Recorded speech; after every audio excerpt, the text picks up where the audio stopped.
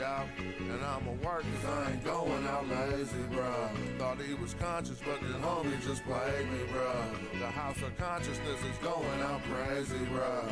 They crazy, bruh. Alright, it's getting kinda dirty in these YouTube streets. The Amara squad, God thinking you dudes weak. Islam or Judaism, where you learn what you dudes teach. The West African rappers slapping with that voodoo speech. All that sub-Saharan terror about a cuckoo feet. I'm like Norma, that agricultural farmer that grew you wheat for the storehouses. We feed the Hebrews and lead the people when we defeat the feeble. They wanna know polite rip me off, but Sonetta paid me my money though. That mean he 100. And I'ma work cause I ain't going out lazy, bruh. Thought he was conscious, but the homie just played me, bruh. The house of consciousness is going out crazy, bruh. They crazy, bruh. Nubian with the Jews, I rock the pinky. I think Jesus got to save me, a doctor save me, a doctor inky. I cop the copper jewels on blue and red. I'm not the chakra doctor y'all claim woke, but you in bed, you won't pop a chopper, you Grandmaster J. You just talking. Punks turn the other cheek and you will walk away. Y'all gon' have to pardon my Moorish. That's Tahaka Bay. I'm on that black African power on my darkest day. And that's my brother Ankh stomping them other punks. We brought them gators to Italy, you loving the Moors. And now I'm teaching from my shrine like Brother Jabari. Scope in the savannah cause I'm on another safari. Tasha K showed us Frank record.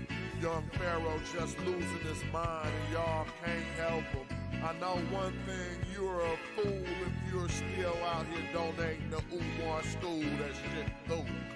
And I'ma work cause I ain't going out lazy, bruh. Thought he was conscious, but the homie just played me, bruh. The house of consciousness is going out crazy, bruh. They crazy, bruh. Look, you showing your hidden colors like Tariq Nasheed. A bunch of pseudo information I don't think I need. Probably lying on the text, ask Divine or Zion Lack. Just get that microphone ready. With Medu Netcher, I'm Stone Jetty. A Ujahu, a Saw Imhotep. Y'all probably timid still on them Bobby Hemming teachings. I'm in Gozy with the DNA. You cats corny and it's killing me too. You talk that black shit, but you look Arab like Gorilla Hebrew. You need therapy, they telling me just chillin', be cool. I'm a magi archer, you a sad guy talking. And I'm a worker, I ain't going out lazy, bro. Thought he was one, two. Homie just played me, bro. The house of consciousness is going out crazy, bro. They crazy, bro. What up? Let me see, I hear it. I know I don't hear a double voice. Yo. Definitely can't be hearing double voice. All right, I was just sitting here doing my study buddy. Then I was like, man, you know what? I need to get better on my hieratic. That's something I never really tackled too much. But going through that, I was picking up hella jewels that I was like, man, I need to share some of these jewels. I'm going to start off with one of the first jewels and one of the first topics. And y'all know how we go in on everything. It's basically like once we cover a topic on this show, it's always a lot more to be said about things, but you get enough information to, dominate a dinner table just right off the show. Like at lunch, somebody bring up the Nubians. Like we about to talk about Nubian queens right now. What's up? I see y'all in the chat. We about to talk about, what you talking about? Nah, already, Sheffrin.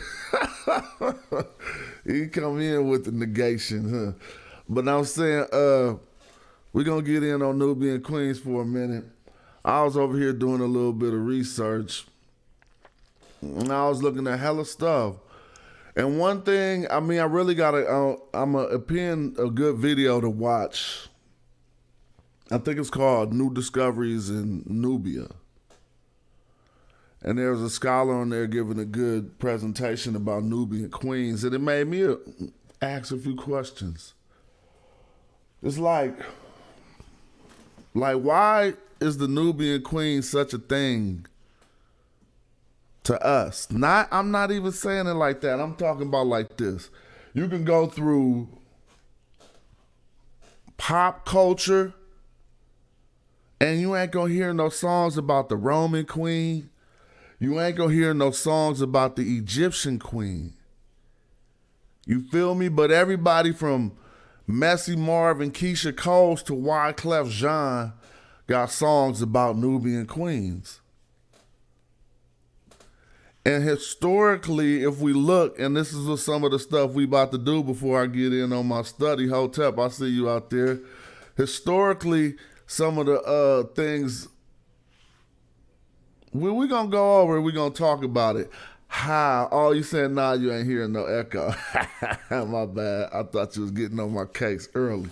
But historically, the femininity of the land of Kush, or, you know what I'm saying, the land of Nubia, some would call it, historically she was seen as feminine too. And we're going to go back to that, and we're going to go all the way in on it. Like, why is it this, where did this Nubian queen thing come from, all the way in the from pop culture and in history? And you know, we do the scholarship and we look at it, we find that some scholars say that Egypt was one of the only lands that let women reign as kings also, but that's not necessarily true. We find it a lot happening in Kush. Now let me say something before we got to preamble certain conversations, because when we start talking about these African areas that have not truly been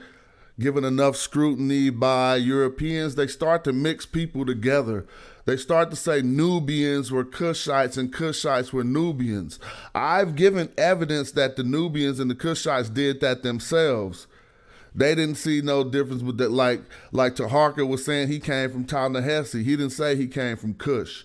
And so it was because the borders of Kush and Ta-Nehesi would move like Emeryville encroaches on San Leandro, if anybody encroaches on Oakland. Or anybody know how the borders of some cities, you'd be like, dang, this used to be in our city. Now, well, with war, it used to happen the same ways in Kemet. You feel me? And so really, when we start to talk about the Nubian queen, historically, we be talking about Kushite queens, and we need to be clear about that. The Nubian queen that was written down in history is not traditionally a Nubian queen, but she's entered into pop culture and she's entered into American and the Western world history as a Nubian queen in a few ways that I'm about to detail as soon as I get my mic where I want it to be. And like, God, I keep messing with that. But all right, so I'm gonna point out some stuff, but we got to think about it, and we got to think about how all this stuff goes down. Think about this.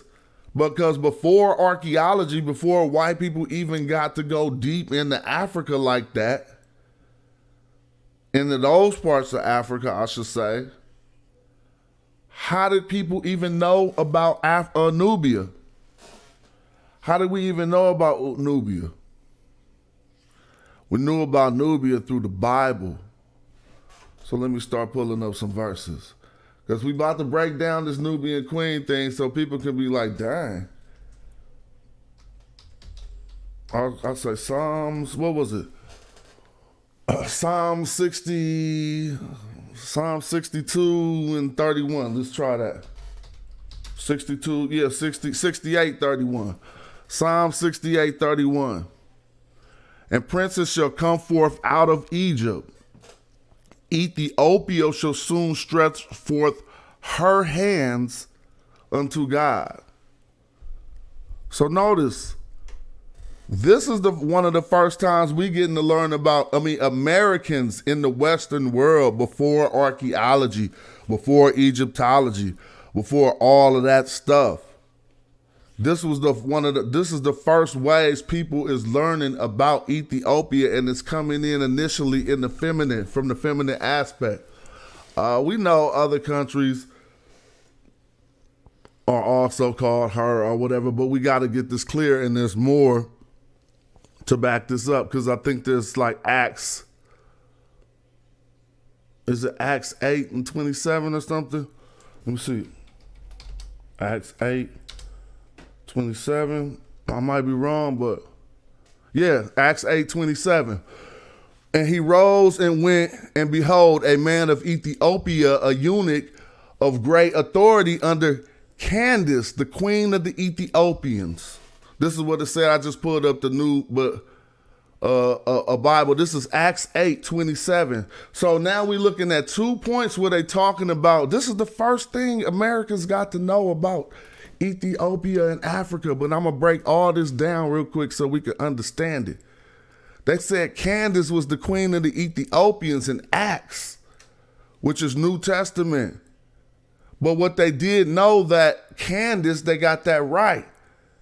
But her name wasn't Candace. We just get this. Candace, we find, is a title. Kandaki was a title for a Cushite king. Had nothing to do with Ethiopia. You got to understand, at the time that these Bibles was written, the modern day borders were not scribed yet. Africa wasn't colonized yet. And so if you start thinking about the area of Ethiopia, when the Bible say Candace, the queen of the Ethiopians, in Acts 8:27, you feel me? When she say that, I can start sharing my screen. I'm about to start sharing my screen. When she say that in Acts 8:27, then we can clearly see that she wasn't talking about the borders of Ethiopia today. As a matter of fact, from the Greeks at the time when these scriptures was written, and we can prove it by playing Herodotus or anybody, Ethiopians meant dark faces, people with dark faces. And so they would call every one of the certain areas of North Africa Ethiopians for that reason. And Herodotus described it as such. Many historians will tell you Ethiopians meant that. And so when they say Candace, the queen of the Ethiopians, they was really talking about Kandaki, who was the queen of Kush at the time. One of the Kandakis who was the queen of the Kush at the time. So let's go in. Because one of the first books, dang, I forgot what the man's name was, so I probably don't even want to reference it. Because I can't remember what the scholar name was who wrote this book. But one of the first books written talking about black Africans in America cited these verses. It didn't cite Acts 8:27. It cited Psalms 68:31. It cited Psalm 68:31, where it says Ethiopia will stretch out her hands unto God, or unto, I think it was Elohim there. And they cited this to say, they used this verse for various purposes. We still going in on the Nubian queen, don't forget, but we like to give enough information so that the people who watching the show can definitely engage in a conversation on the matter. So we like to go in. So look, they would use this verse on one of the first books addressing African Americans in the times of slavery. This is back in, like, I don't want to say, maybe it's the 1600s. But I think it's like 1670. I got to pull that book up. I'll probably put it in the chat. But it's used to say that these slaves now in the modern world, or the modern day Ethiopians, and they need to convert to the Christian religion. Basically was the whole premise. But we see this used through by Du Bois. We see it used we see these passages used, and Ethiopia retains her femininity all the way up into the time where archaeology finally happens. And then we start to see some truth to the matter. We start to see that certain things that were wrote in the Bible were true concerning Africa. You see what I'm saying? And for instance, they didn't know nothing about the land of Kush. There was no other way to know nothing about it but the Bible at those times, because we had not been doing archaeology.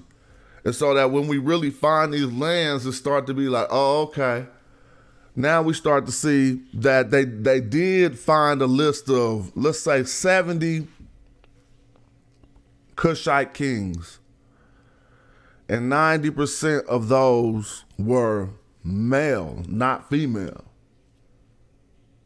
So we still start questioning, how does the Nubian queen become such a thing? You see what I'm saying? And all the way to our modern day pop culture. And going through our history, we start to find other incidences and other things. And some of the stuff will probably require that I try to share my screen to show it. But just to start building, we learned that definitely from the accounts of the Romans and even from the account of the Bible, the eunuch of such great authority under the Candace, or the queen of the Ethiopians, who had had the charge of all her treasure and blah, blah, blah. It's basically, was speaking of these women of great stature. But what I started to find when I was doing a little bit of research, and I want to see if we could get, if I could get some of this stuff up here.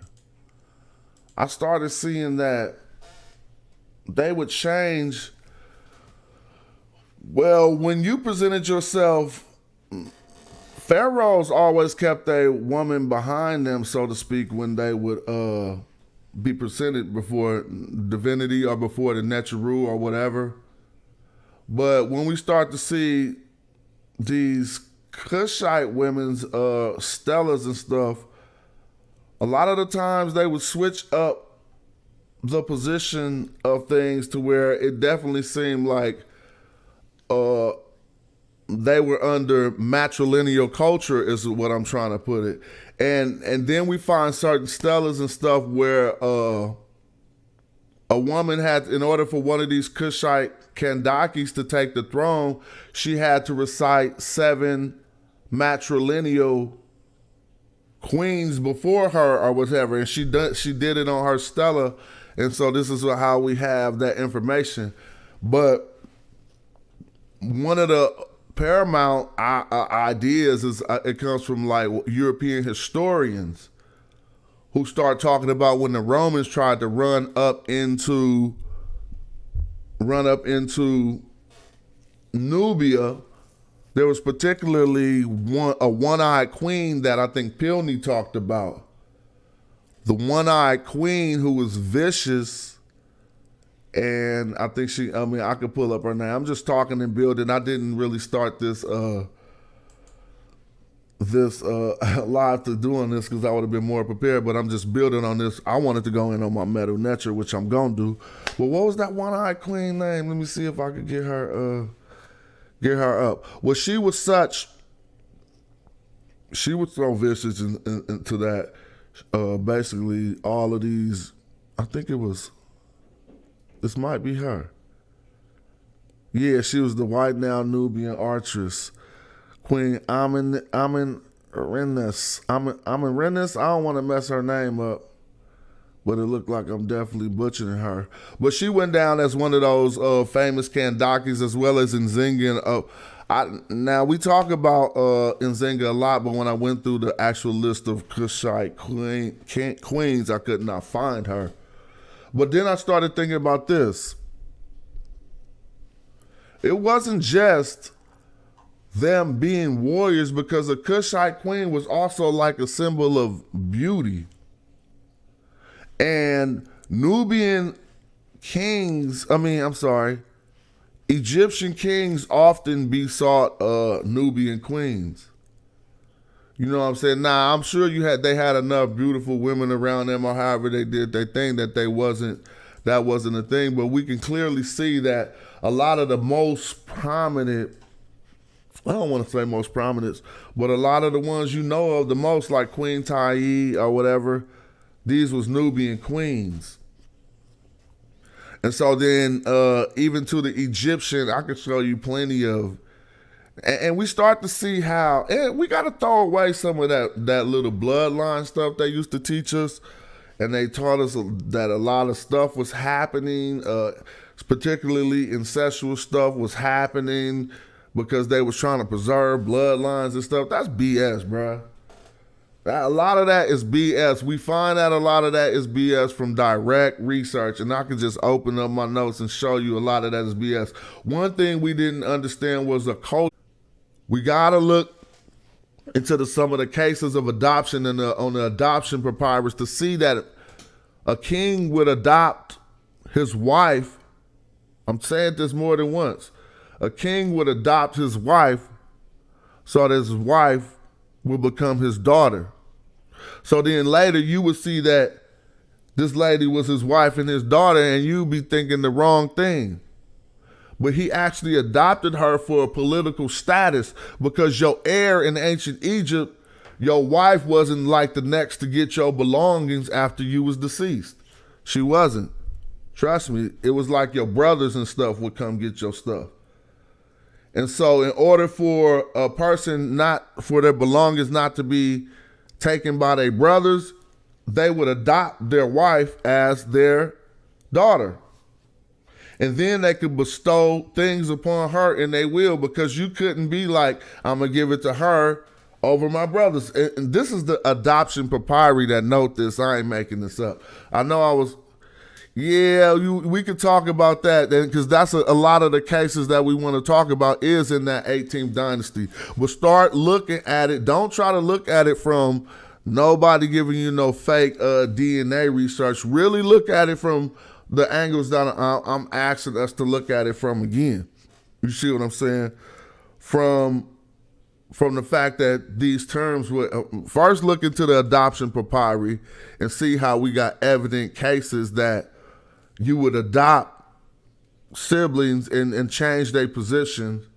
And again, I just showed, but I wasn't trying to go too far on that, because we was trying to focus on how the Nubian queens got to us. Now we seen that, ancient Egyptians kind of wanted Nubian queens, or I don't want to put it out there, and let's just say that we find a lot of Nubian queens inside of Egyptian royal families. I could say it that way better. You see what I'm saying? And it starts to become a thing. So then Wyclef make this song. I'm just playing. But for real, Wyclef got the Nubian Queen song. So now we start to see how it became a thing culturally through the Eurocentric perspective, that it was the women that fought them up out of going deeper into Africa.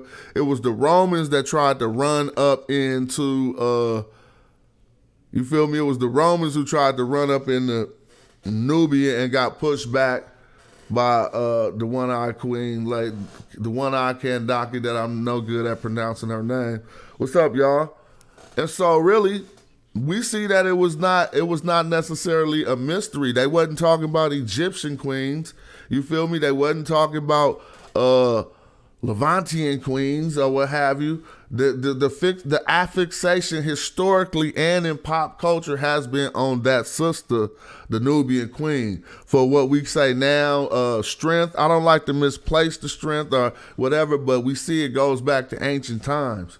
You know what I'm saying? That strong sister that's willing to go to war. You know what I'm saying? That's depicting herself in front of her man on all of her stelae. Like when she come before the gods, she broke the Egyptian tradition. This is what I was trying to say. When we go look at some of these, let's see, I'm moving too fast because I could just go look at them with y'all and show y'all some stuff. So why not just chill and I'm gonna put in, and I could probably show y'all some of this stuff. Yeah, see these names though? The way they pronounce them, this is another thing I was just doing this morning. Because I was like, okay, they pronouncing these names one way, but I clearly see Amen in the beginning of the names, right? And so I want to go and, I clearly see Amen in the beginning of all these women's names, right? So I was looking for the Medu Netcher on them, but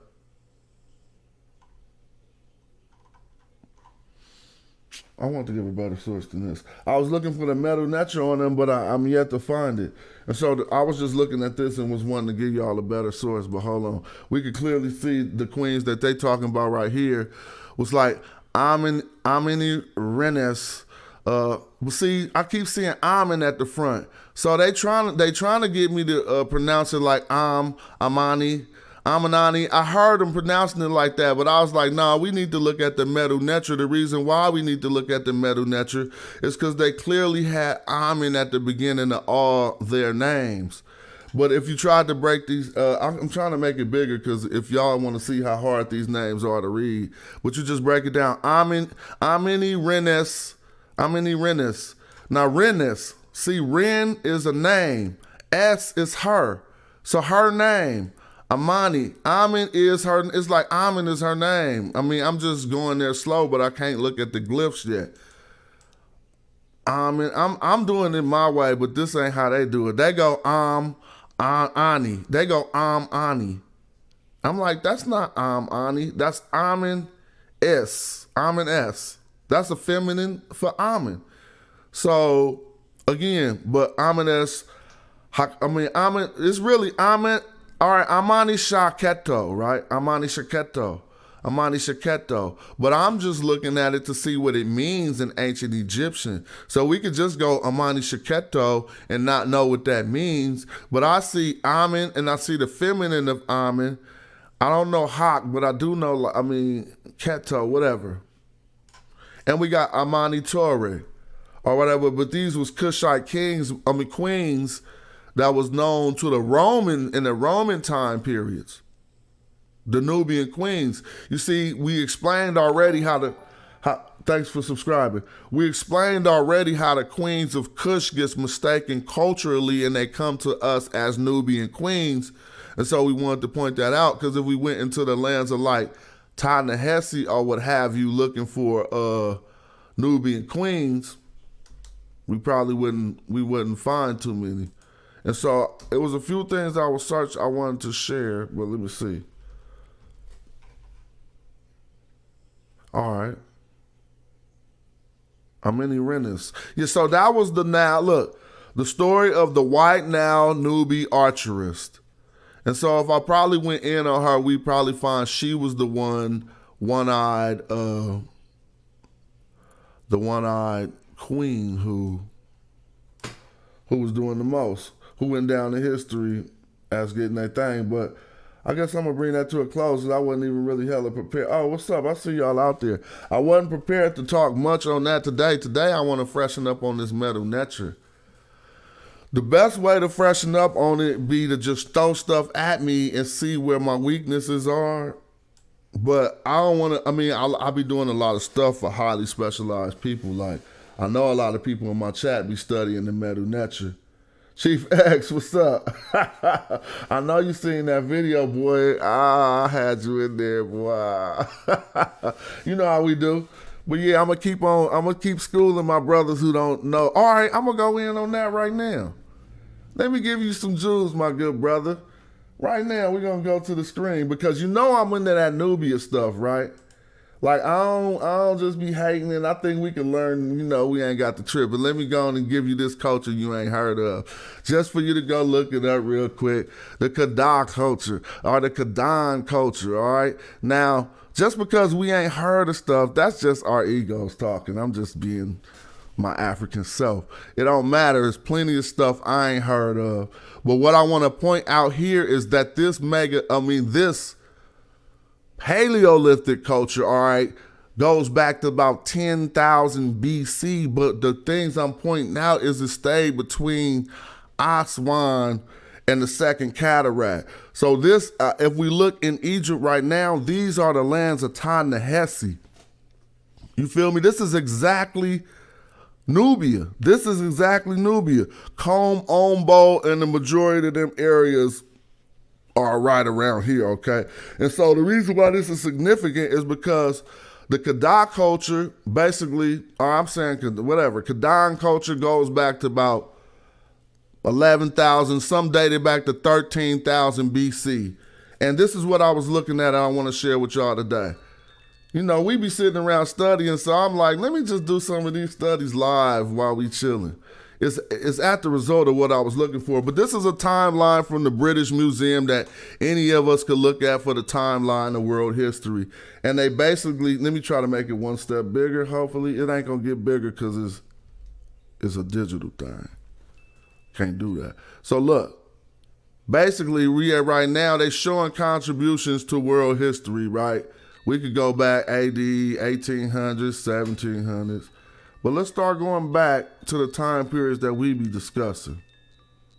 And this is night. I recommend y'all go to the British Museum with Google and use tools like these. So we about 2000 BC. We starting to see the black polished incense cups. You feel me? The sandals, the Sebek, Ketep, or whatever. But I'm clicking in the Africa aisle only because as you see, once we get back here, it ain't even nothing in no other aisles. Before 3000 BC, they ain't got nothing to give us in no other aisle but Africa. So let's just be clear on that. And this is the British Museum. But let's look at the things in 3000 BC because these are the materials we often talk about. They got the, let's say, school days, if y'all can't see that, school days in ancient Iraq.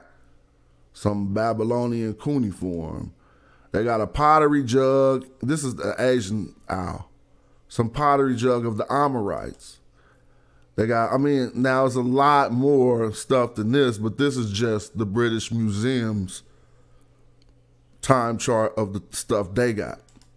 Or I guess, you know what I'm saying? Because we know they could point out a lot more stuff than this. But what I was led to was getting back here. And I don't hear many of us talking about this, but I know a lot of us are familiar with this. This Jahel Sahaba cemetery. And this all lines up exactly with everything that we've been talking about lately are the black Africans who came up out of the green, came from, again, the central, I say west of the Nile, but I ain't saying West Africa or Central Africa, but I do got scholars who are saying that right now, that they came from one of the sites that they went to go do archaeological excavations on was 4 days into the Sahara by Jeep. So I don't know how far exactly that is, but we can only imagine if you're driving for 4 days in a Jeep on unpaved roads, you probably ain't going over 35 miles an hour, whatever. That's how far into the Sahara they went to get to certain archaeological sites of these Paleolithic Africans. But look, this is right here in the British Museum, and they talking about Jebel Sahaba, and we about to go in on that because I'm about to, all right. Skeletal remains of 2 adult men were buried together in a shallow grave approximately 13,000 years ago in a small cemetery at Jebel Sahaba, Sudan. Both died of inflicted wounds, and the remains of the actual weapons that killed them are displayed in their original locations. Over 20 weapon fragments and cut marks were found, with 2 flakes still lodged in the pelvis of the burial number 21. Overall, at least 45% of the 61 people in this cemetery appear to have met a violent end, including women and children. Now that's cold. Chips and flakes of shirts and remnants of arrows and other weapons have been found with or embedded in the bones of 24 other individuals. While cut marks were found on the bones of others, healed injuries also indicate that conflicts seem to have been fairly frequent, perhaps due to the competition for food and resources. Now they start to put in their conjecture, but I don't really want that conjecture. The facts are they got the fighting war marks on these skeletons. Each pencil is pointing towards some place where these people got damaged at war. And we see how they was laid to rest. They were buried. They was just buried in a tradition that wasn't the actual Nubian tradition, because this goes back to 9,000 BC. But now when we talking about this culture, Jebel, we talking about right here again. The same, it's about right here, but I'm going to type it in so we can get it. What's HABA, Sahaba. Now let's go see what we talking about at 9. Look, see, this is what I'm saying. This the Sudan. Hold on, it took his little dot off the map. Why did it do that? Well, you can see it on the original picture. Look, right at the border of the Sudan and Egypt, right? Now, you can even read this right here. Mountain of the Companions is a prehistoric cemetery site in the Nile Valley near the border of the Sudan and Egypt in northwest Africa. It is associated with the Kadan culture dated by younger Dryas some 12,000 to 15,000 years ago. Okay, so this was kind of important. Dang, did I lose that other page? Hold on, I know I bookmarked it. So it should be right here. Now, so when we look into this page, now this is another good resource, and it's just one of them under resources. It's people in the world who've been doing this for so long. Go to Don Maps and look at how much knowledge and information this person got on here. You're gonna be blown away. You would really be blown away. But I wouldn't source this page. I just use it, and I'm being honest about using it because I think it's a good resource. And so look at his list of Egyptian chronology. He's accurate with starting at 11,000 BC at Jebel Shahaba. Because we got culture going on at 11,000 BC, because what did we find? We found burials, not just people dead on the floor, burials where they were both buried in a position. That's a cultural attribute. We find war tools of warfare used and executed in some type of dispute that they was having in the region, which other scholars propose it was the people from the Green Sahara being forced out of the Green Sahara to move into the Nile regions. And why do we propose that? It's because at Nabta Playa, which this culture, see, the Jebel Sahaba culture was like 2,000 years before the Nabta Playa culture. Just think about that. From when Jesus supposedly walked the earth till now. You feel me? But at Nabta Playa is where we find, again, the big stone lithic sculptures right west of the Nile, deep, deep down in Africa, and that culture lasts for about 4,200 years. You feel me? We got all these, but again, sometimes I'll be like, you know what, I'm going to give y'all the source. Y'all can look into this because I was seeing some dope stuff on this site that I was like, oh. Really, the other day when I was talking about all the stuff that we didn't have on the Norman palette, I was really being facetious and playing like a Hebrew, but I can't front like a lot of that wasn't based on my argument. But then I started pulling up a lot of these old sources, and this dude right here got put hands on everybody. I'm talking about, I think he's one of the photographers for a museum because he got a lot of these pictures and it says his name to the side. But let's go in on all the stuff he got for Norman too. Since this is so like I say, I want to freshen up on my Medu Netcher, right? Like this is old kingdom stuff. But what I will be doing right now, and what I'm gonna be probably doing later in this video when it get like more towards like that, is making sure I'm not missing one sign on here. Because right now I'm missing hell of them. But this is Old Kingdom. You know what I'm saying? But I'm just saying, like this bone right here.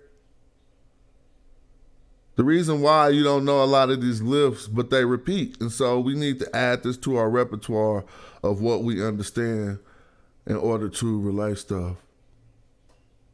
Because even I'm about to call that a natural comb right here. And I know this is the men board for anybody who, this is the men glyph. I'm just joking, but it's looking like a natural comb, right? But anyway, I want to show some of this good stuff he got on Norman. And again, the page is Dons, D-O-N-S, maps.com. We already broke this down to a T that this is a Nubian goddess up here. This ain't even Hathor. So when we want to talk about the Norman palette, we really need to go in on this because those of us who've been trying to get the knowledge back to our brothers, we ain't doing this shit for to be lying. This is not even an Egyptian goddess right here. So this is, it's an Egyptian goddess, but Bot came, let me show you what I mean. This is Bot. B-A-T-G-O-D. And a lot of us know Bot as a goddess, but right, we have to understand how Bot developed. The Bot developed a lot out of the Come on, man. She developed a lot up out of the Nakata culture. The see when you see the woman in ancient Egypt holding these hands up like this, it's lightweight, signifying the horns of a cow. And so this Nakata sculpture is also, look, representative of Bat. I say Bat, some say Bat, but that's clearly B-A-T. And it says right here, although it's rare for Bat to be clearly depicted in painting sculpture, she is in the upper portions of the Narmer palette, all right? Here she go again on the head of the Netcher, or whatever, of the God's wife, or whatever, of the Netcher. That's actually on the head of the Netcher, I believe. And she's in a different form. This is the goddess Bat on the standards. You see this standard?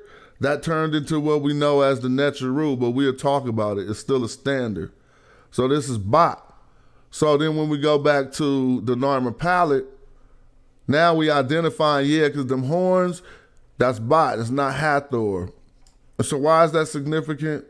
Because Bat is I don't want to give her credit for being a Nubian deity going that far, but she definitely has to do with the cultures that established Kemet and these Nakata cultures.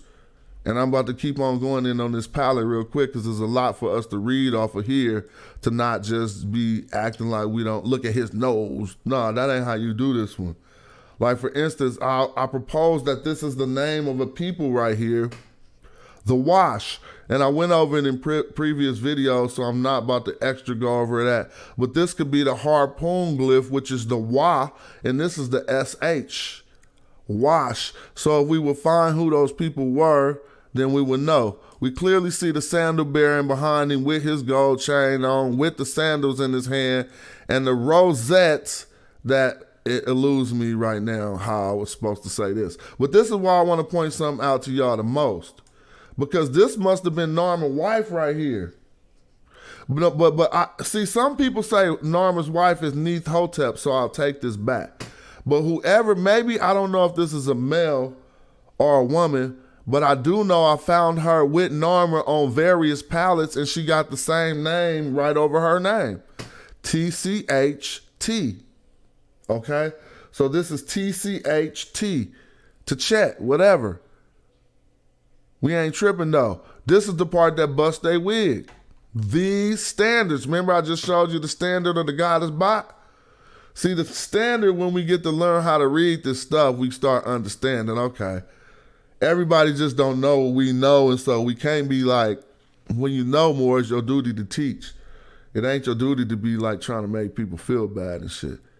Here's the thing. This standard right here, I'm showing you it right here. They holding it though is in a different form, because when they would go to war in order to show who their tribe was, this was like your flag that you carried in the war. I can prove this extensively. You feel me now? The name of Narmer is right here. And we also see it right here saying that everything that we talking about, everything that this whole stela is about this man right here. It's telling you that. This is the top line, the introductory stuff, the goddess Bat. We got Nar, we got Mer. Okay, then we got Nar Mer right here. So that's Narmer. Then we got Tchet, and we got Rosette. I forgot what this is. Somebody could tell me in the chat. But so this is not, no other people, you won't find no other scholars going over this like this. Trust me, because a lot of them can't, and a lot of them really don't want to. You feel me? And so let's look over here to prove that some of these things are words, right? We got the falcon, not this falcon. Where she go? She hiding. But she's standing on the Y. Let me see if I can show you this. There she go over here. This falcon right here, see? So this falcon, I said falcon, whatever you want to call it. This bird that's on the same harpoon. Can I make this bigger? Can't make it no bigger. This bird that's on the same harpoon that is behind the head of these Wash people. See? So either this harpoon is being used phonetically to make a sound, which we know is Wa, W-A, and this is S-H, R, I mean, it ain't no R. We see it used over here to say what this means. You see what I mean? So we see the bird standing on top of that harpoon, which I would say right now, this would be Hor Wash. And for Horus, Y is the way or the one. The one. If you just got Y, it means the one. But I don't want to go too far and start losing y'all. This is what's significant about the Norman palette right here. This is what's saying who we are right here. These portions are the identifiers on the palette, and I can prove that by going to a list of palettes. But furthermore, dude do so much better work than me on when we go back to his page, we ain't gonna even have to trip. He start breaking it down. Oh, this is his page, see? So look, now we see who is these people? Well, they're Shimsu Heru, followers of Horus. That's significant. I see another bird on here. I understand there was a tribe called the Double Falcon, and I don't want to say this is Double Falcon because they could have put two falcons on one standard. But I just want to say these are two identical birds, both on the standards. So these is both down with Shimsu Heru. But when you come to the dog back here, you're dealing with Set. You're not dealing with Anpu at this time period. You're dealing with Set, meaning that the first jackal type animal was the Set animal in the ancient Egyptian Medu Netcher and culture. It starts with Ta Seti, and Ta Seti ain't always written with the bow. It's sometimes written with the Set animal. And so this is the followers of Set right here. And why is this significant? Because they together mobbing on some other people. You feel me? And this last one is just undetermined to us because we all call it a placenta in scholarship, but we don't know what the hell this is. It's a blob with a line coming down, whatever. But these people, whatever this was, it was different. It was different. But these were the four tribes who was down with Narmer who came to visit these Wash people. But that was just a quick overview on the Norman palette because I want to show how much more stuff this dude got than that. Like this, the Norman baboon. See, some of us don't hear these things talked about because they're not easily sourced, they're not easily accessed. But I believe this person may be Don Hitchcock. And his source is because he got all of his photos are from the same person. But he sourced it at a museum in Berlin. And so this is significant. I looked hard over this and I was trying to find Norma all over it. So y'all might have to tell me, maybe it's this down here. You see this down here? Y'all can't really see it. Let me see. Yep, it's down here. We see the name of Norma, and I can't corroborate or verify it, but I do see the Shrek and what could be. Yeah, I see it. They're going to catfish, and they're going to mace right there. If I can make it bigger for y'all, I will. Let me see. See the catfish and the mace inside of the square right here? So that's why they call this the Norman baboon. So again, I'm doing this because, first of all, I like to get up on my studies. How did I get this so damn small? Second of all, I put out a lot of things that I hope people were not no real hurdles for anybody like somebody in the Amara squad to hop. When I was like, with Norma, we ain't got the body of Norma and all that. I'm like, please, let's go look at all this stuff. This is something I can't really agree. I mean, I can't even go too far in on that because I can't even see it when I click on that. You have to be there with a magnifying glass. But this is called Narmer's Ivory Inlays and Ebony Label. And if everything we're saying is true, we should keep seeing consistent motifs on all of these different things, right? It's like this right here. That same catfish I just was talking about was on the last thing. Right there. You feel me? That's how they justify. My eyes have been doing some crazy stuff. I don't know if it's allergies. Staring at these TV screens. They just watering. So there we see that Norman mace right there and that falcon on top of it.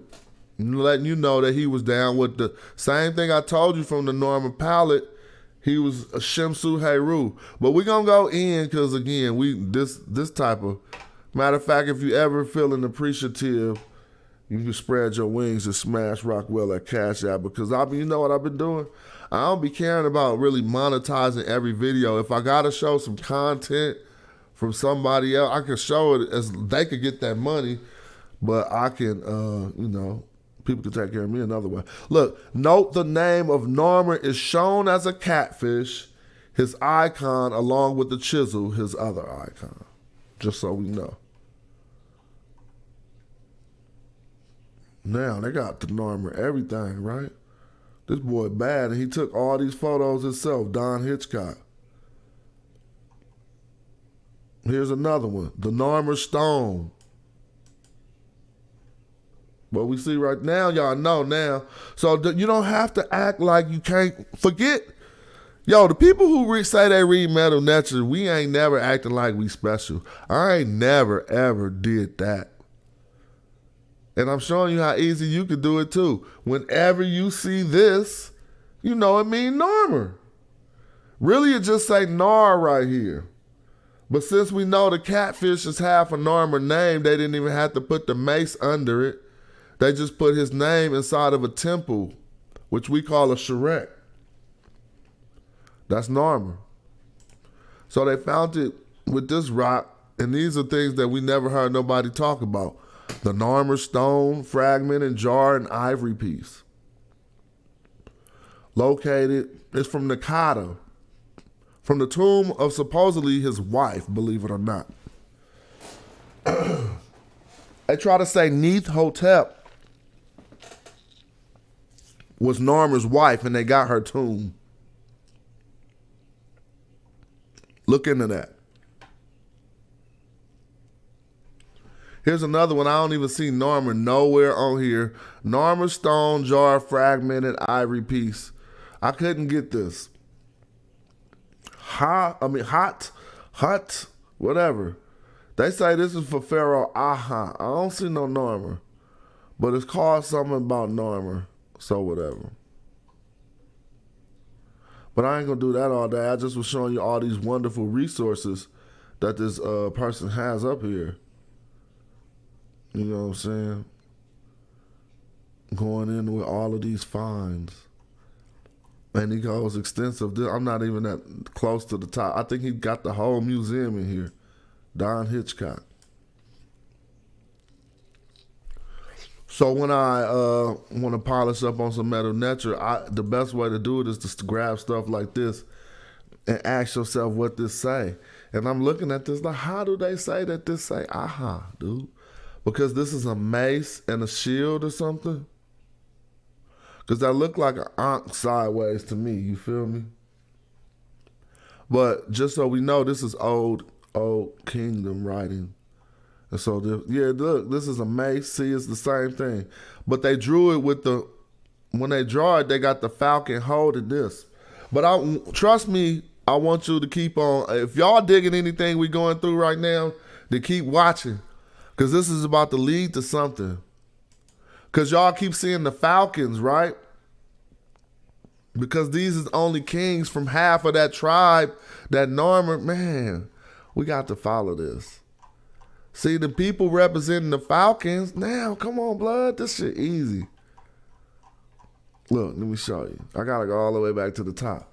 The people the kings now who got the falcon on top of their charrette is down with this crew and this crew. The kings who gonna put the jackal on top of their charrette, we gonna get to them in a minute, is down with this crew. But they all down with Norman. You feel what I'm saying? They all was down with the same movement. They all moving towards the same direction against these people who are eventually dead over here with their heads cut off in between their legs. Okay? So they was down with each other. But in order to understand the culture, when the falcon is on the top of the standard or on the top of your charrette, that's who you rocking with. That's your tribe. You Shimsu Heru, I don't know him to be Shimsu Set. I never heard that word used. But Manito said the Shimsu Heru was there before the first king. He said the Shimsu Heru was ruling before Narmer. Okay? Shimsu Heru, that's what he said. And so, what I want to show y'all is this progression. Now we seeing it, you feel me? Because you see that falcon on top of all these people? These are all, they're going Narmer, who was on here. Twice, it looked like. But, well, unless they all was for Narmer, this was all for Narmer probably. Because these all look like they were supposed to be catfishes. They all got a falcon on top of this palace. You feel me? So this is Narmer, he was definitely Shimsu Heru. Nobody could get away from that. But what I want to show you, they're going Narmer, Heru, Narmer. Now we see it. The only place we don't see the falcon on top of his Shrek right here. It don't matter. We know he's Shimsu Heru. Now this is another dude. This ain't Narmer. This is Aha, I think. See, look, with the name of Aha. But he's Shimsu Heru too.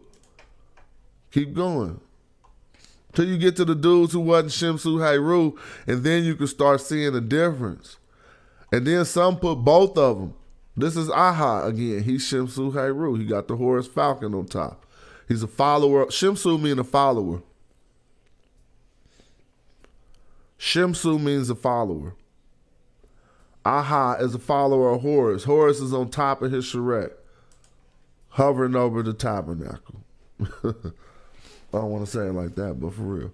Look, this is the tomb of King Jer. It don't look like it was small or nothing. That looked like a cool little excavation. Photo by the same person. But it got so much. Look, this is so clean. These is, dude, furniture legs from King Jer. These are pre-dynastic furniture legs, bro. That looked like something that was hot. Like, this looked like some nice furniture from the pre-dynastic. Wow, they was doing it. They found all type of game boards, but that ain't significant. Oh, I want to show y'all some other stuff that's going to blow your mind. Now you see that even on this ivory bead from a bracelet, they was representing what? They was Shimsu Heru. Because why? Because still over the ivory bead, they got the Heru Falcon on top. But he got so much stuff we can't even get out of this dynasty. There go the Falcon. So we got to understand that, right? These other birds, a lot of times they other tribes, but we're going to talk about it.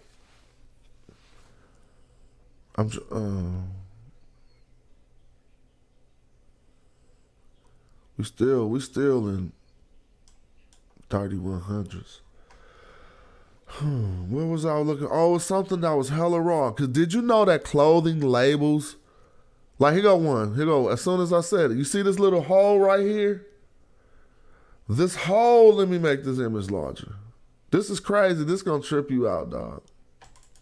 You know how you go to buy some jeans and they got the little label hanging on the side of the jeans? Dude, that's what this was for in ancient times, yo.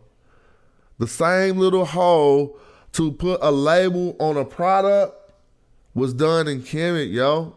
And this is the label to the product. Crazy. Okay? I don't even know what this is. You know, I'm trying to look at this. Like, you just have to work through this. It's glyphs on here, and this is definitely talking about something. But what is this? Is Old Kingdom writing, and it's not. You just see, it's like looking at ABC scribbled all over the place, basically. And you're trying to figure out what's going on. But you can see stuff. Like he's running back and forth because he's doing, see these 3 dots right here? And these 3 dots right here? Dang, I forgot what it's called. Somebody put it in the chat. When the Pharaoh has to prove that he's fit. In ancient Egypt, that's why he's running right here. Because he running in between these 3 dots to prove that he's fit to be the Pharaoh. We see the Mer, beloved, right here. It's all kind of stuff in here, but I was only pointing out this circle up here because this was a label on a product. And I'm gonna show you that so many. Look, here go more of them. They was raw, dude. They would use this stuff to label products, dude. Like at a store or something. Look, see these little holes right here? It said, Aha built a large tomb complex for himself and his wives. The name of one, Benar Ab. Dude, it means sweetheart. I want y'all to see that. That's so raw that even sweetheart come from Kemet. Unless you could predate this Benar Ab. I know Ab means heart. Benar, I'm not familiar with that term. Benar Ab meant sweetheart. And this appears besides that of the king on his ivory box fragment. It says this is a fragment, so this is what I was looking for. I want to show you, I actually want to show you these labels and stuff, all this fresh stuff. But people say that's why Nas, that's why, see how these all got these, all right, hold on, I gotta show, here they go. Now, what does this say? A label for game pieces. So they would write the piece on there and attach it to the label by putting something through that hole right there. And it's hella labels like this, ancient labels. I was like, oh man, this is the same thing we be doing nowadays. Look at this jewelry. First of all, this jewelry was found on an arm, yo. In Jer's tomb. You see that bones? You see the bones?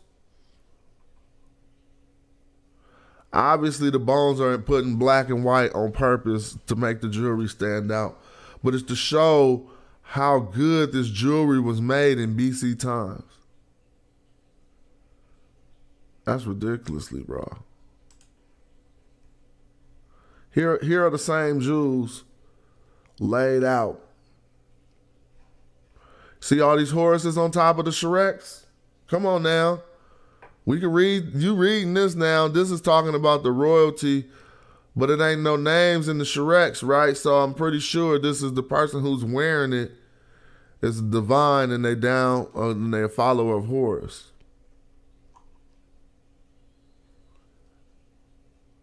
See how much of this stuff you got to peruse?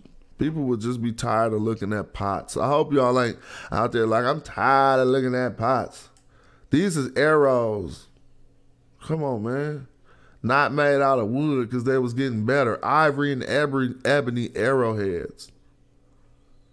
So look, you see that hole right there? It's called the label of Den. One of the king principal's duties was to defend this ivory label once tied to a pair of sandals, bruh. Just like some Nikes. I be telling people we've been doing this stuff forever. You thought I was wrong? You thought I was pseudo? This ivory label was once tied to a pair of sandals depicting King Dim smiting the foreigners from the east.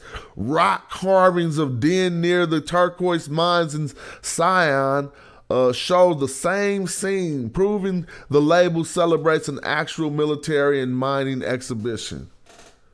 But you would just attach these to your sandals, bro, but through this little hole right here. And you see, now you're reading it. Now there we go. Now we talking. Because we see what I was trying to show y'all. And we finally got here.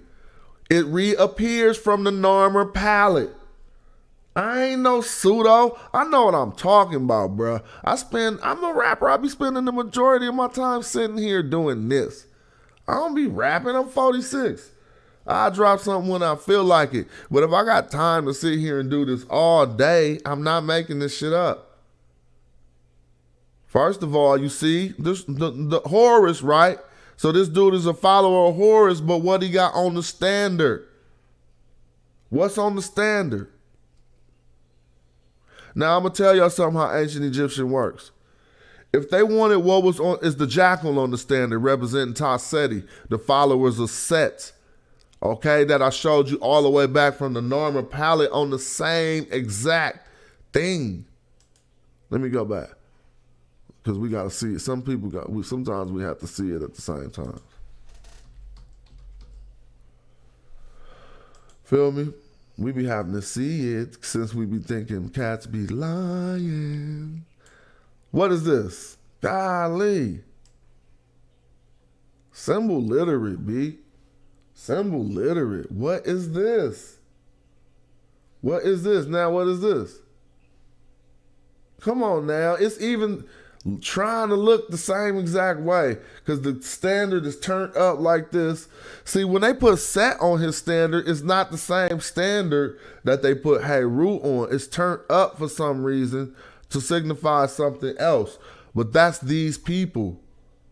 Now, I was going through the fragments and we finally got to one where we see a follower of Heru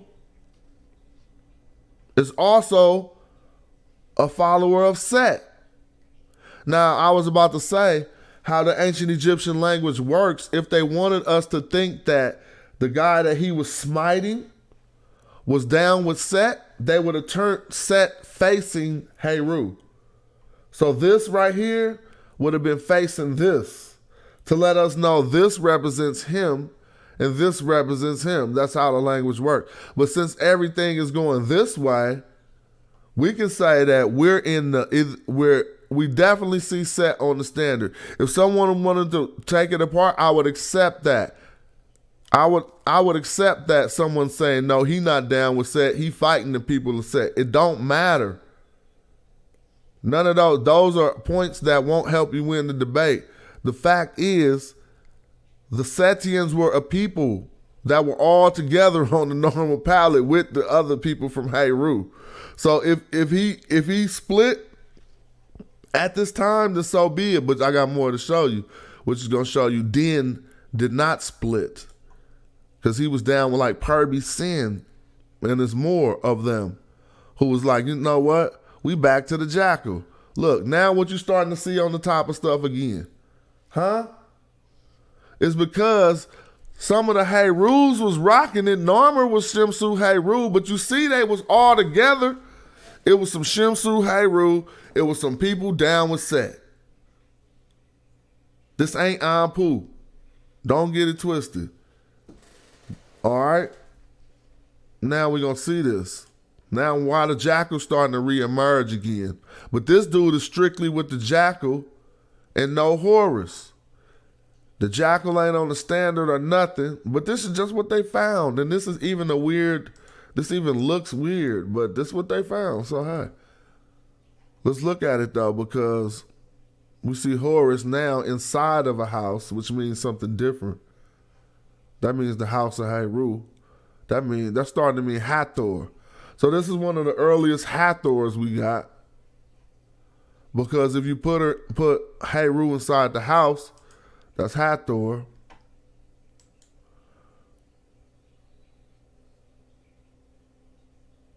I don't even want to do that right now because that's like, you feel me? Too much conjecture. I can barely see what they say. But they call this early evidence of hieroglyphic writing. Okay? But where we going? I want to get back to Perby. I want to find Perby Sin. Because, I mean, again, we see it's following these themes. It's following the same thing. And all of these photos are still by Don Hitchcock. That's why I said, oh yeah, this is Don's map.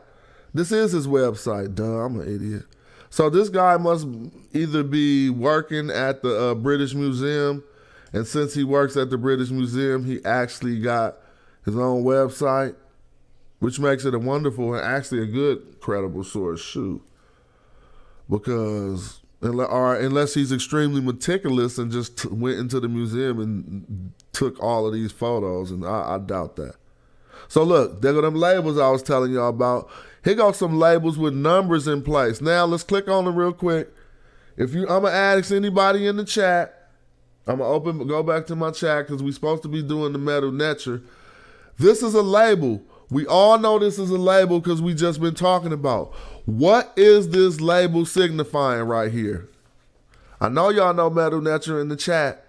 Somebody better hurry up and put that up there.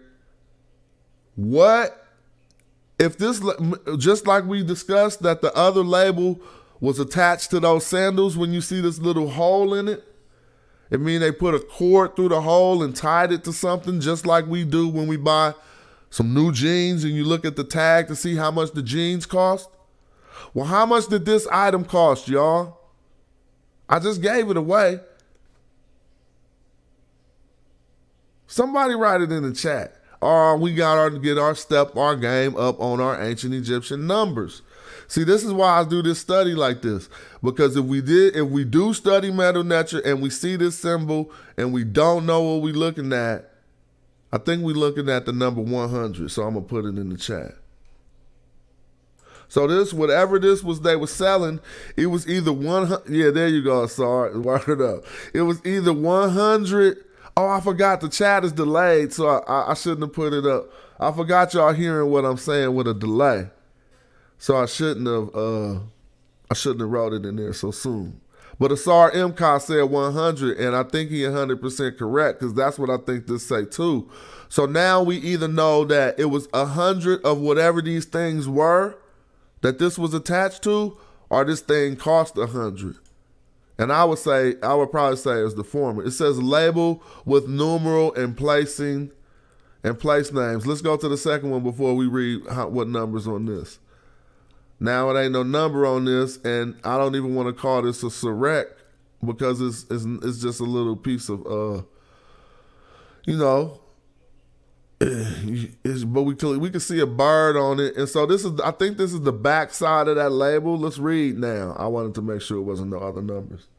It says attached to commodities. Told you, dude.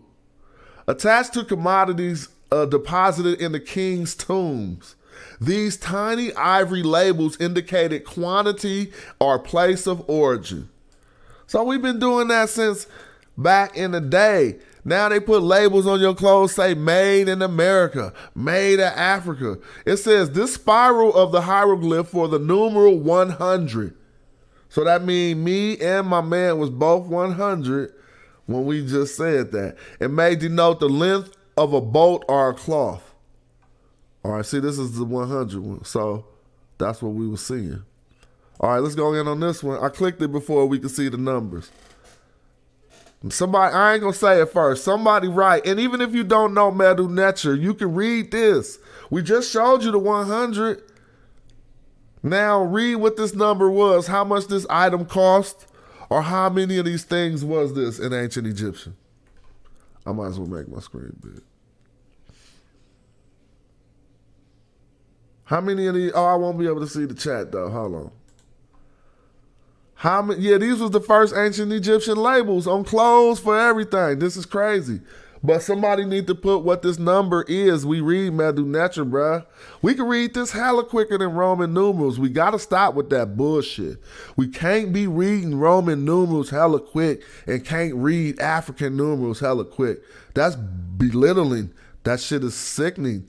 And I'm not saying that like that. I'm saying that to myself. It's the way I feel. I'm not saying that to nobody else. Thank you, bruh. Golly, that's a boss. You feel me? 135. So that's how much this item cost, or that's how many of the items were in the barrel. Because we identified the 100.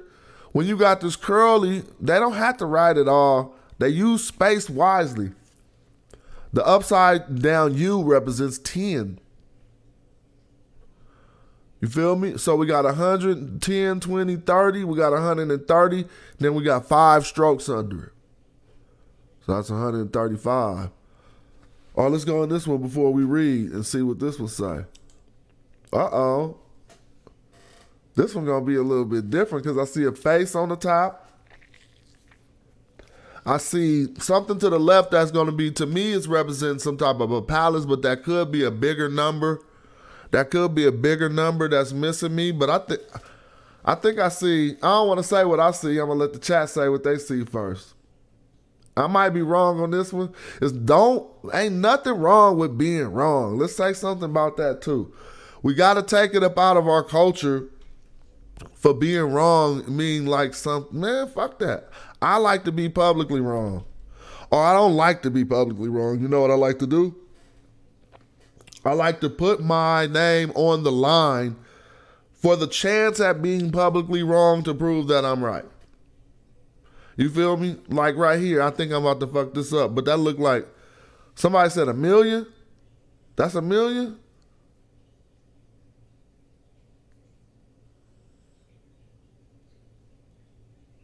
$400? I do see the 400, but I think that thing to the right of ain't that thing to the right of the 400 1,000? Or am I wrong? Or is it 1 million? I thought the thing to the right of the full circle. I know it's over 406. I think the thing to the right, I might be wrong. I think this thing right here is a thou wow or 1 million. Donnie said 1 million. So the people will tell us when we read it. Hold on. Let me see. Let me make it bigger. It says, these labels were attached to jewelry belonging to Neith-hotep, Narmer's wife. What? King Narmer's queen. See, this is what I be talking about. Again, let's read this again. These labels were attached to the jewelry belonging to Neith-hotep, King Narmer's queen. The label to the left bears her name on one side and the number 135 on the other. Okay. Oh, 1,400. Did I say that? I told you.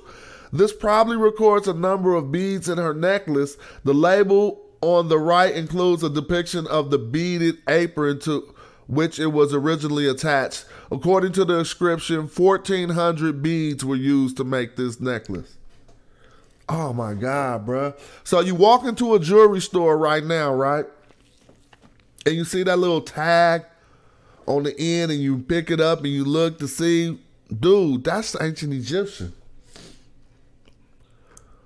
So I think I kind of like cheated. I think I might have remembered this one, but I'm not acting like I don't. You feel me? I'm not I can read the shit. So it ain't no like, it's like saying you see a stop sign and you cheated because you read the stop sign said stop sign. But I kind of knew that this was the 1,000 because I think it just hit my memory. You feel me?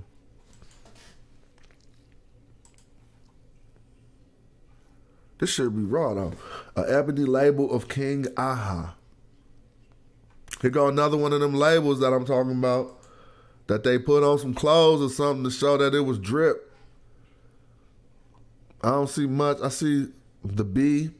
I see the suit. So we see, look, you know this said Nisu Biti, right? Wait, no, they would put, yeah, this is a backwards Nisu Biti because this is Old Kingdom. This is a B, which represents a certain part of, it represents the Delta area, Tamehu. And the sledge plant, Resi, or the souk plant, represents Upper Egypt. So they was trying to say something about the king on here. We see the 3 falcons. But we was trying to get back to, this is just wonderful right here. It says, in the middle of the first dynasty, labels were standardized, maximizing the information they contained. Dude, this is raw. It says, along the right of the arc palm stick, the hieroglyph for year and the palm frames, blah, blah, blah. That's dope. So they made labels. Okay, cool. Let me get past that because I'm trying to get back to these people. Deal with this one, y'all. This kind of messed me up a little bit. The reason why it messed me up is because this is pre-dynastic, right? And so we know they want us to read the name inside of the Shrek as the boss, but we clearly see the beginning stages of a cartouche coming into existence right here. You feel me? And so you know why I affixed on this one. If you see this gold chain, if you don't know, look, y'all, this is a gold chain. It's all black Africa, bruh. Come on, man. We put cultural items into our shit that ain't even a part of nobody else's culture. Motherfuckers did not have enough gold to be having gold chains in their history. Like, just get that through. Go look through Roman history. Go look through anybody. They don't talk about having like a piece of gold one day. Motherfuckers ain't got no drip. No bling. That was all African, bro. Don't let nobody fool you. It still is. Other people just exploit it and sell that shit back to us. So these are cylinder seals. That's just why it be called, because they be acting like Sumerians did the cylinder seals, bro. This is crazy. So now, when they tell you about some cylinder seals from Sumer from 3100 BC, you can say we got some from Nakata 3, 3200 BC, cylinder seals. To where what they would do was they would carve the art onto this circle, obviously, and then you press the art onto something that's soft, and you get the image. So I want to show y'all something, because some of this stuff had me tripping. These is all Egyptian cylinder seals. And this dude was probably a Nubian. Okay? The image of the wooden shrine guarded a lion representing the temple, and the seal mark hieroglyphs might spell the name of a person responsible for sealing the goods and protecting the account for them. He was called Neti. Neti. I know, N-E-H. We getting into Africa. Trust me. Neti was probably a Nubian. And let's go in and show you why. It's because this bird that they're using to draw him, even though we supposed to know, it's hard to explain, but look, you see this little extra part on this bird? It's the Ney bird. And it's always used, it's a bird from that Egyptians wouldn't have knew about if they couldn't have went into deeper into sub-Saharan Africa, because this bird is the Ney bird, which is the Ney bird, does not appear. It's a non-migratory terrestrial bird whose habitat is sub-Saharan Africa. I know it's the Ney bird because they put this extra, were they supposed to put it under it? So I don't know why it's on top of it. But if you see the T, Neti, they said his name was Neti.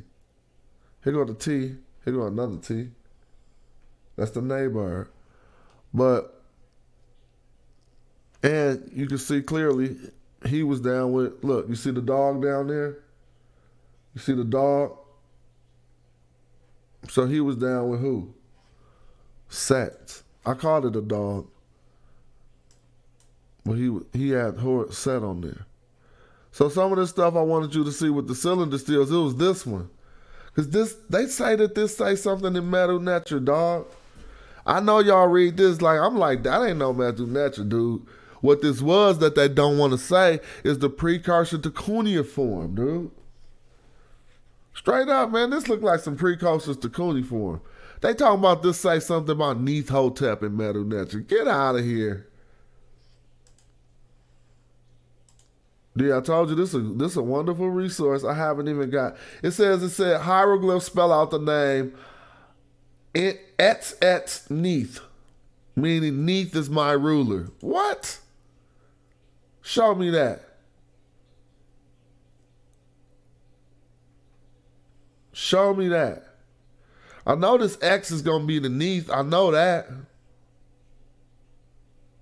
But I don't know nothing else. That's BS. I mean, they got to that conclusion without my knowledge. Well, they might be true, because this is two reed leaves. IT. Yeah, IT. Look, IT. Okay. These are two reed leaves. And that's a T. And this is Neith.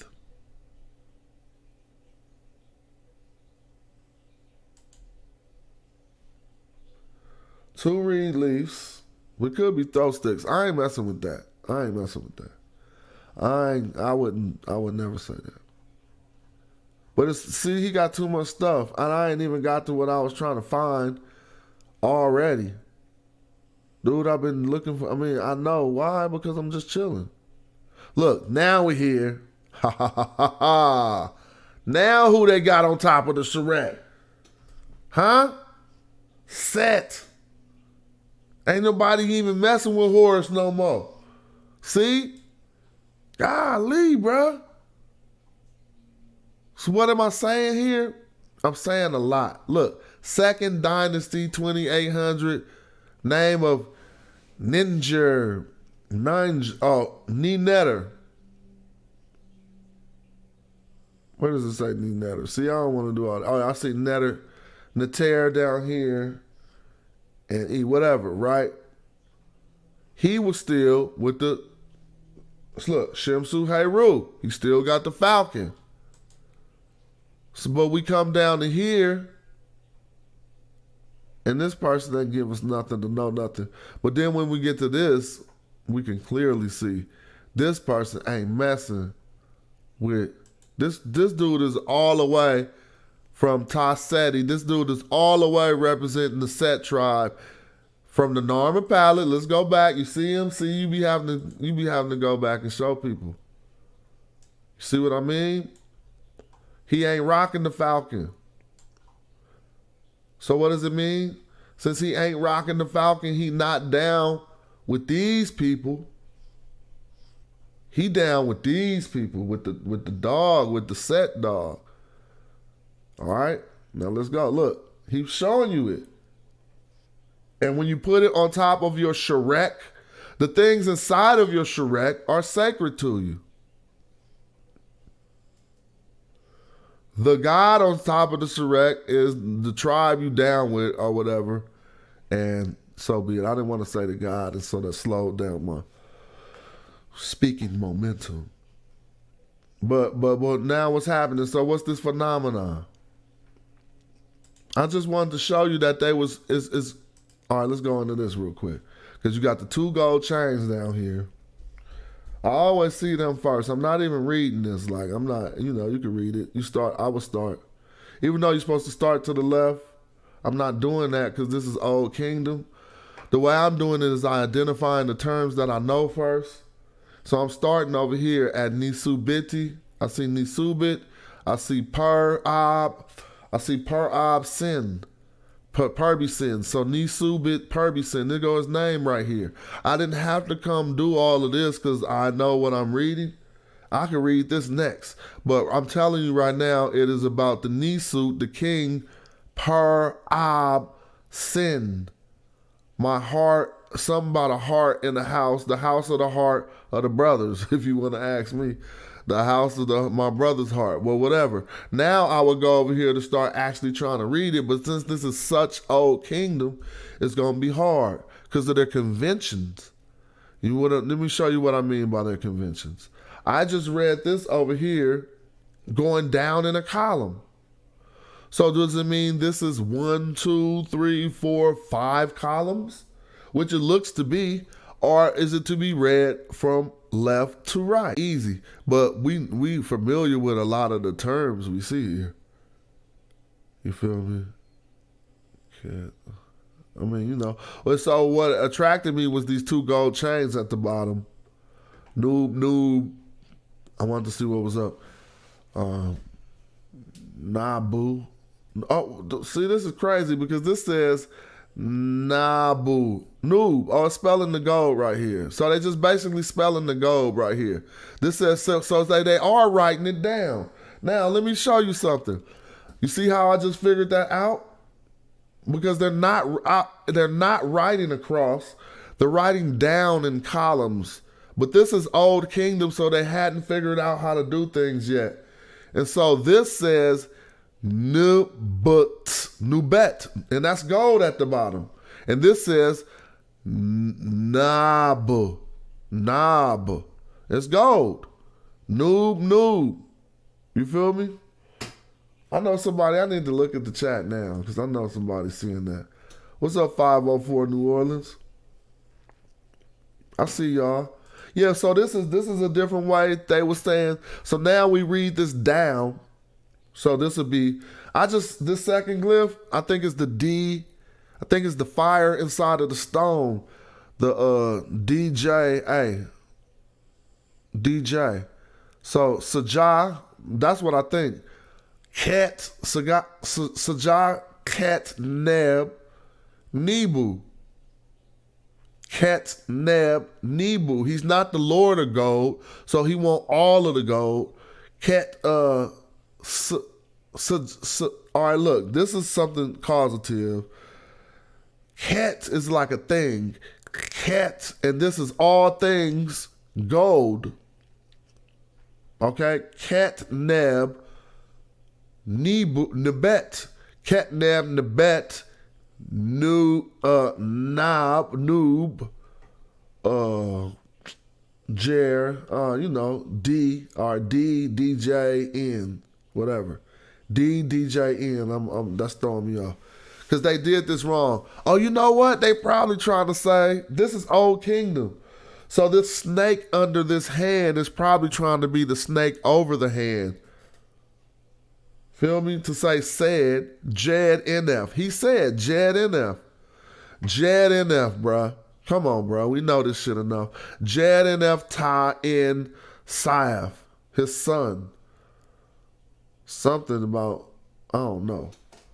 Now, if y'all read Medu Netcher and y'all just seen what I was just doing, you notice how weird that was, that I had to read this down in order for it to make sense?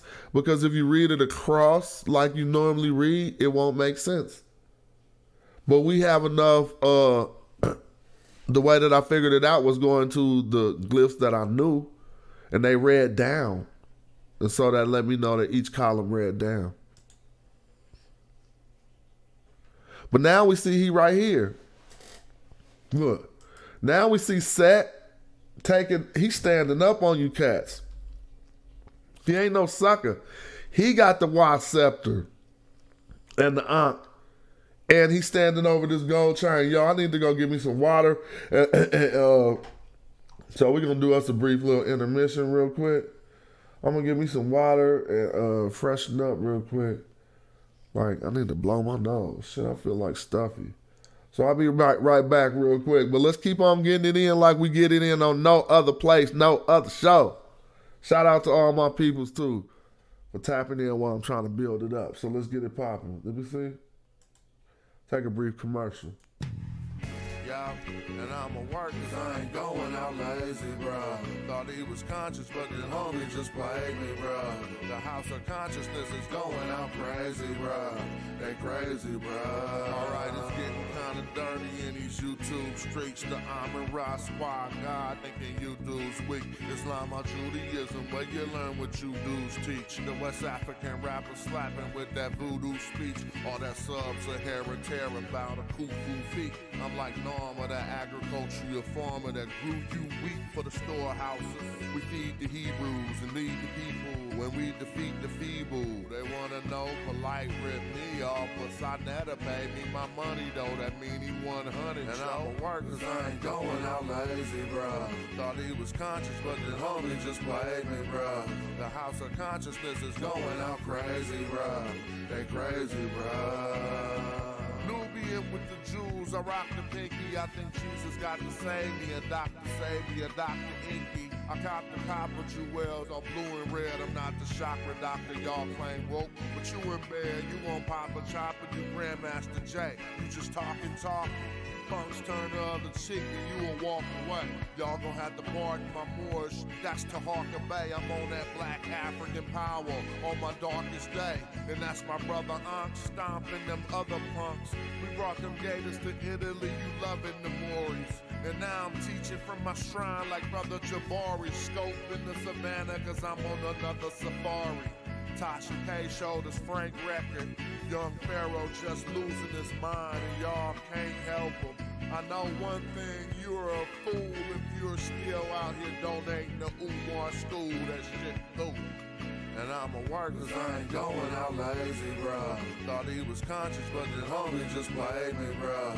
The house of consciousness is going out crazy, bruh. They crazy, bruh. Look, you showing your hidden colors like Tariq Nasheed. A bunch of pseudo information I don't think I need. Probably lying on the text, ask the fine as Zion Lack. Just get that microphone ready. With Medu Netcher, I'm Stone Jetty, a Ujahu, a Saw Imhotep. Y'all probably timid still on them Bobby Hemming teachings. I'm in Gozy with the DNA. You cats corny and it's killing me too. You talk that black shit, but you look Arab like Gorilla Hebrew. You need therapy, they telling me just chillin', be cool. I'm a magi orchard, you a sad guy talking. And I'ma work cause I ain't going out lazy, bruh. Thought he was conscious, but the homie just played me, bruh. The house of consciousness is going out crazy, bruh. They crazy, all right, bruh. Get back in here. Dang, right on time, huh? Let me see. Right on time. Yo, what's up? I see some people out there, cool. I be thinking, is this too boring for people? I ain't going live. I've been sitting here doing this all day. But let's get it back popping. Let me see. Look, this is where we was at. So we done walked all the way looking at the iconography. Look how significant that gold chain is. Oh, man. Like, I be trying to get us to understand our culture ruled and dominated. Don't be ashamed to be yourself. Then you go back in history and look back ancestrally and see that the way that cats really rock out, like when they get, that's how it was.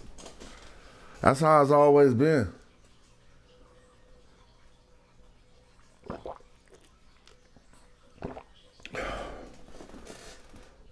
That's how it was, man. Close this door. Hold on.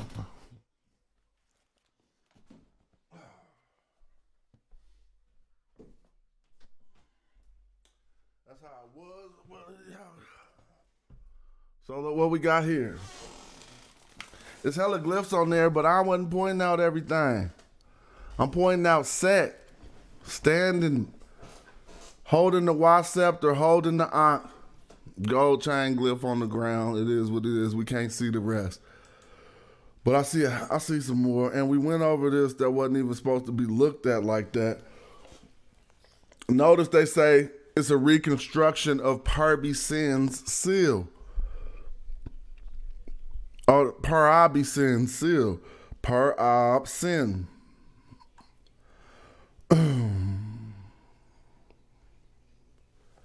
This was also from a jar fragment of inscription of Perby Sin. So what that means, it comes from right here. Okay, see, that's how I'll be tripping, because if you don't show me the rest of the fragment, how did y'all determine that the top of this was Set? Because on this picture, y'all got more of it. So, that's the broken off shard, I guess. Whatever. We clearly see what's happening, though, right? I mean, as far as the followers of Set and the followers of Horus are concerned. Man, these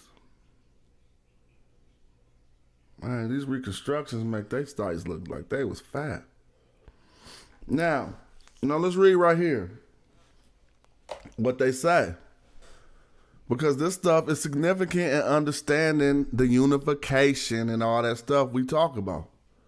Perby Sin chose to depict the dog-like god Seth instead. This distinguished him from his rival kings ruling the north. Originally, Set was considered a partner of Horus in unifying Egypt's two lands. Later, he was vilified and his image was erased from the stela. So they took it off later when he got vilified.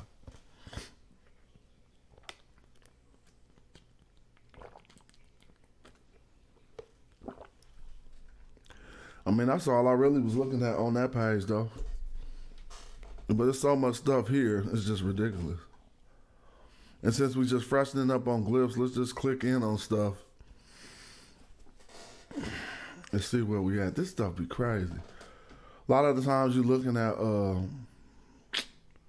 just old kingdom attempts to start writing, the first attempts at writing. And here's what's funny. This is what's really funny. Because believe it or not, this word right here It's the same word on the normal palette, just without the feet. But over the first person in the tribe. I will read it as probably not reading it right, but I know this says TCH and this says a T. Tchet Medu Hot. Tchet Medu Hot. Abu, and I don't know what this is. Tchet Medu Hot. Come on, bro. We don't play with this shit. We not the dudes on here like, yo, I'm going to sell you. No disrespect to my real people, my real teachers who got the Medu Netcher classes. But, you know, I ain't no microwave dude. I got the oldest videos on YouTube about Medu Netcher. So just go try to type in that word and find a video older than mine that I put up in 2010. And I'm not saying nothing about that, but I'm saying that to say I'd be offended when some cats be like popping out the microwave book trying to take your money to teach you Medu Netcher. If you want to go to Asar, go to Ujahu, go to Seshni, Medu Netcher, and them. Not these other clowns, but there's a lot of other people you can't go to too. Don't get me wrong, but y'all know what I mean. But what was I wrong about this? I know this is TCH, but when they put the feet at the bottom of it, it might change the quality. But this is Tchet. And I know it's Tchet because there she goes. See, look, Tchet. Come on, bro. She just ain't got the feet on the bottom. Probably because the feet right here. I'm telling you, I know this. So this Tchet, right? So then how is this Tchet?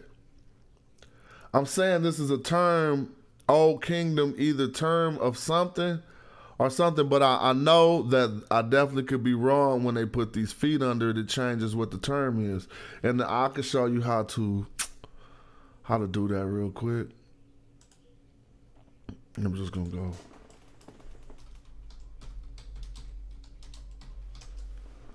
We're going to go to Garden of Sign list and try to corroborate some shit. So that would be ropes, and that would be a rope and fibers right here. So we get into ropes and fibers, and we find it as V13, but V15 with the feet, see? So we clearly see that we're corroborating what we're talking about. Watch this.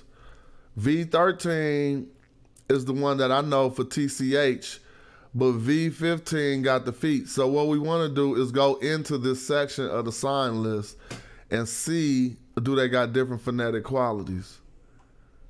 And I'm looking for V13. I said TCH. See, they said itty. They said itty. But I know this is TCH. I have to prove it in a different way. But so right here, they got the tether rope, and that's correct, itty.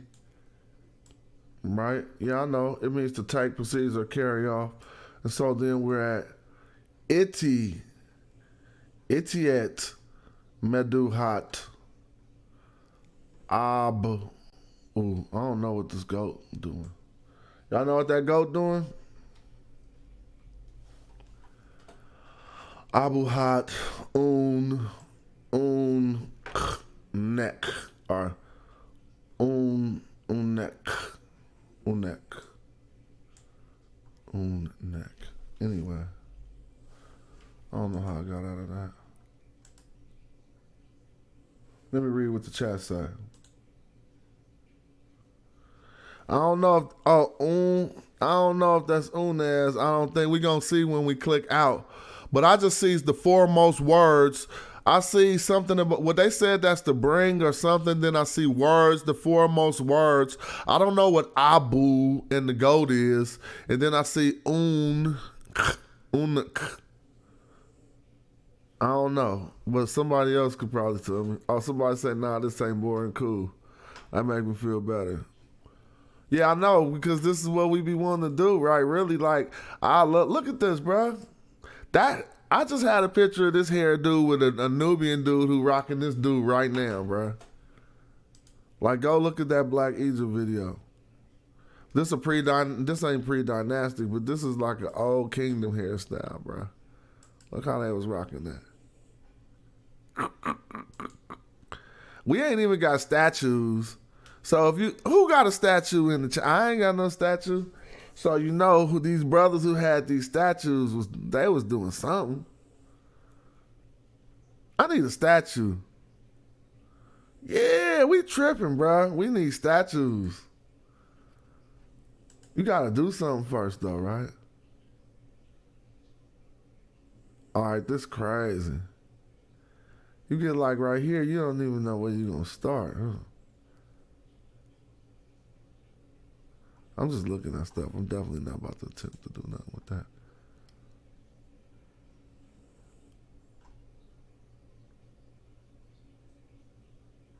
But I mean, I got my point out about the followers of Heru and the followers of Set and how these were different.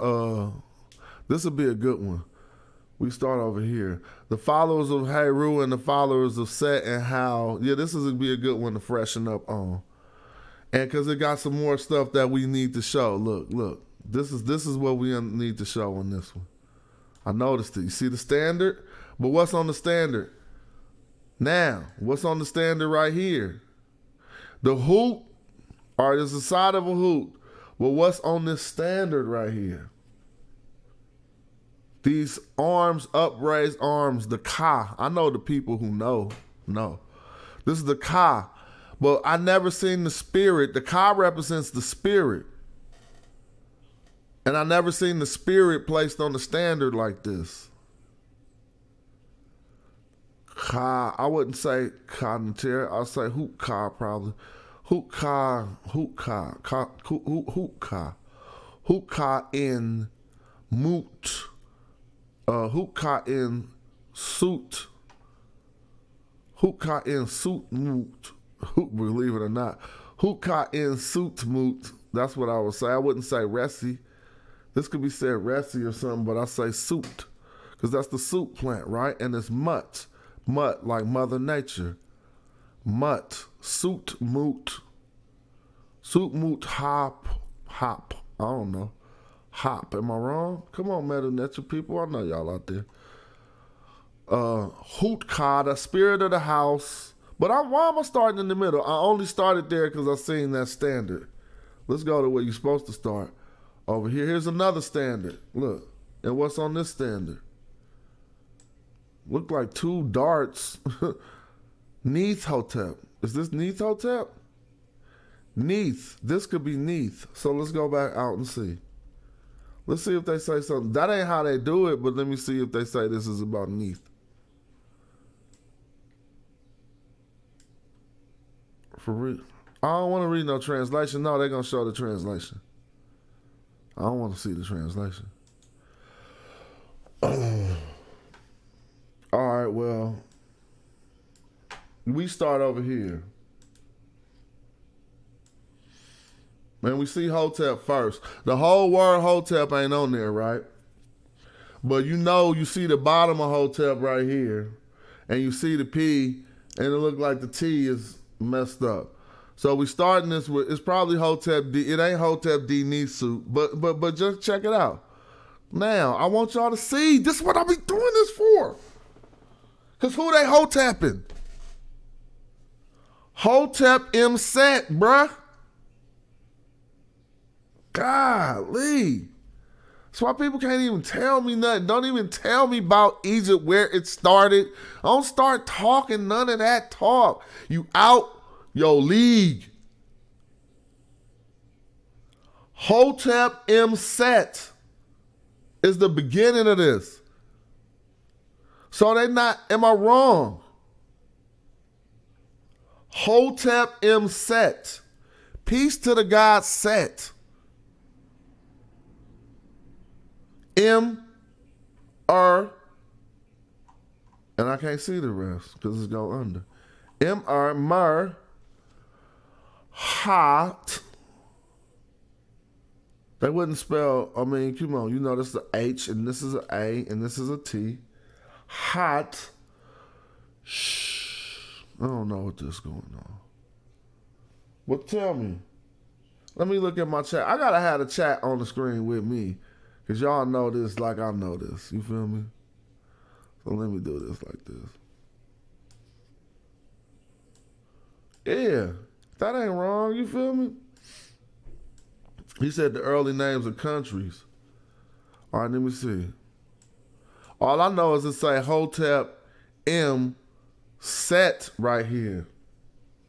On the stand, y'all see the jackal. I don't have to oversay that. Now we getting to the point that even the people in the chat who just watching this video know that they don't even have to see the rest of this broken off glyph right here, because you got enough knowledge of identifying Set on the standard, this dog on this standard that he on, that you don't have to see the rest. So imagine if you did this every day. It's gonna be easy. MR, not more, but mer, MR, onto, maybe onto, something like that. But let me see. I don't know what this is. Hot something, and they got the two people. Catnab. See, that's always all things. Catnab. Man, we gonna open a dictionary. I have to be opening my dictionary.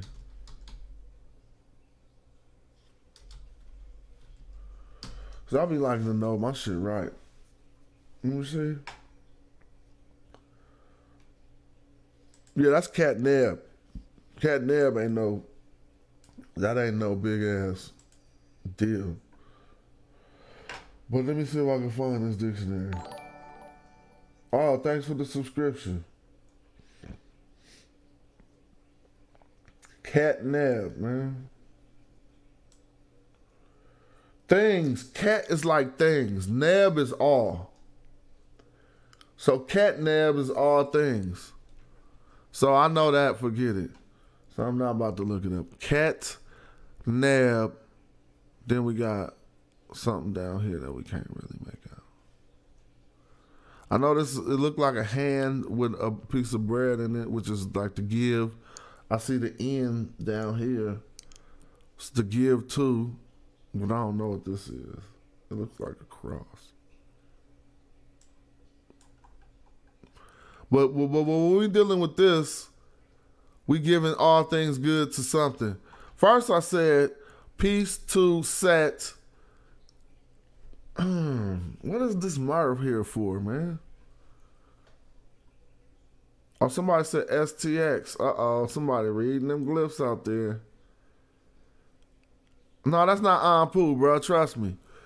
Anpu, first of all, we gotta see, Anpu don't come out into significance until he comes out first as Kentiu, I meant to you.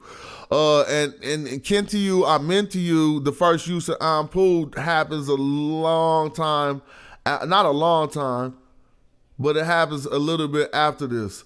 And another thing is, if we look at the chronology or look at how these terms are often used, Hotep 2, it'll be hard to find any piece to Anpus that wasn't in a funerary text or something.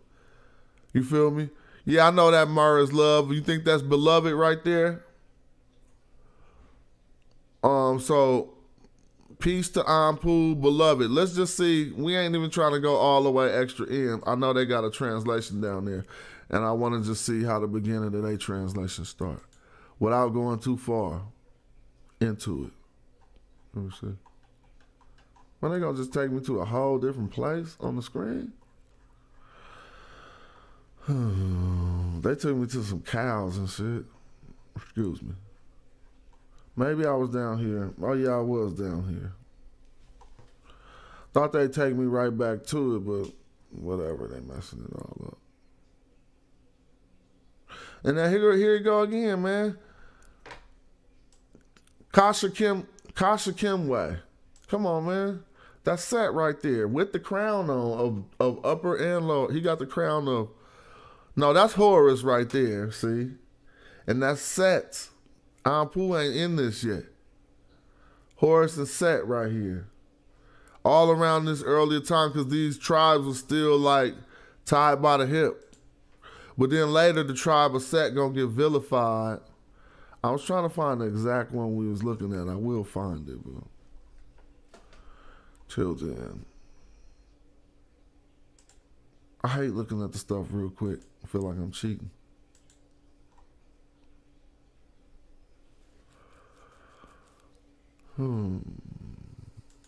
So he was a scribe, huh? You think so? Yeah, he was a scribe. See this? It's hard to see this colored in. This green light upside down means he was a scribe. Tell me if I'm wrong, y'all, in the chat. So he was a scribe and he was some type of prince or he was royal. But I'm falling off right here. I know F, but what's this? This ain't an S. This is not Sa. I mean, this is not a Sabar. His son, scribe, the son of the scribe. He could be the son, his son, the ruler. Or he could be the scribe of the son of some ruler. Sesh, I see Sesh Saif Haka. I see Sesh Saif Haka. And then I'm going to try to bring up the chat to see what y'all think. Where'd that go? Where'd that chat go? It ain't even let me see it. Well, we see Sesh Saif, his son, Haka. So he the ruler, the son of this ruler. And he is a scribe. I know we see beloved, but before that was this. That's what I want to figure out. That's crazy. And my eyes is just like, damn. I got to make this big to try to figure out what's this first thing over here. It's definitely not familiar, and it's just throwing me off, so we're going to skip it. Maref, beloved, F, beloved of. Is that a catfish, bruh? So what they trying to say? That ain't no catfish. It's a fish, bruh. So what was he, beloved of Narmer? I don't know what's going on here.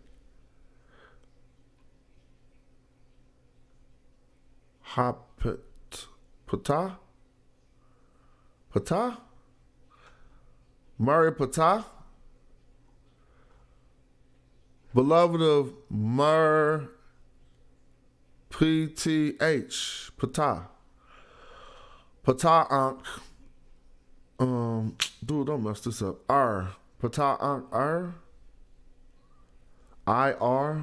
Ari, Patah Ankh Ari. Patah Ankh Ari. Right? So he is the scribe. This is what I see. He's the scribe, and he's like the son of the prince. Because I think this is a Sabar. Saif. I see Sesh Saif Haka, something, Maref. Why is this catfish here? Why is this fish here, bro? Because if you take the fish out, we got Maref, Patah Ankh Ari. But if we leave the fish there, which it is there, we got Maref, Nar, blood. That shit is crazy. Maref, Narmer. This is Mer. This is the other Mer. Y'all know it's hella Mers. We do this, bro. Am I wrong? If this ain't a Mer right here with the two things sticking out the side, we always can go and reference it, bro. Now, I would say that Mer would probably be a piece of a game board or something. Let's see.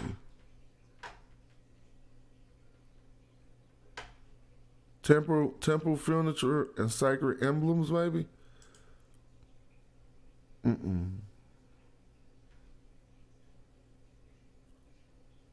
But they're the standard I've been talking about all day under sacred emblems, just so we know.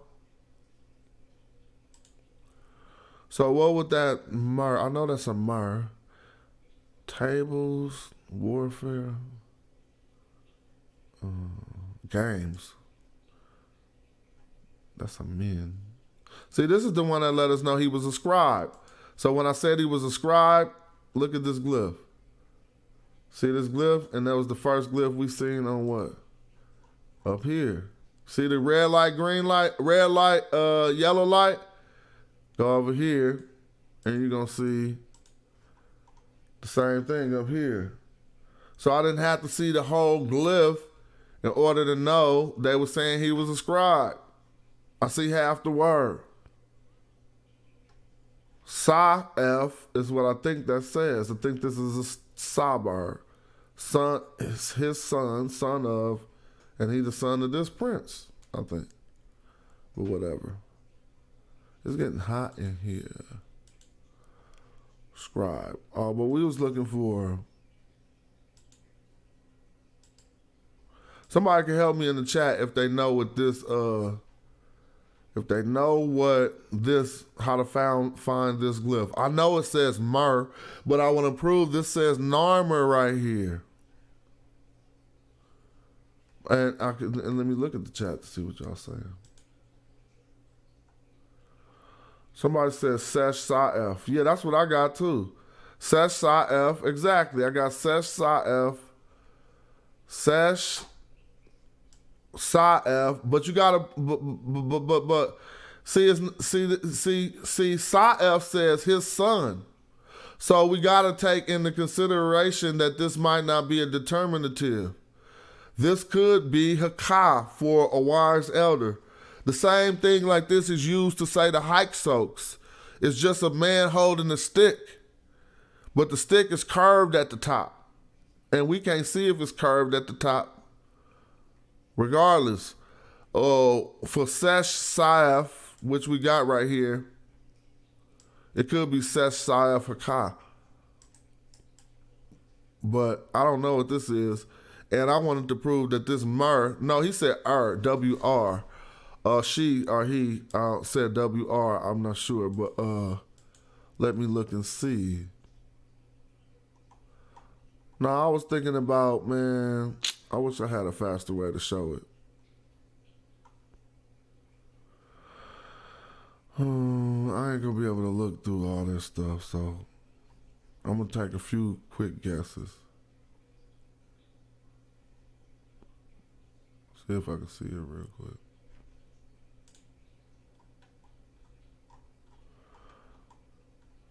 The reason why is because it seemed like that say Narmer, dude.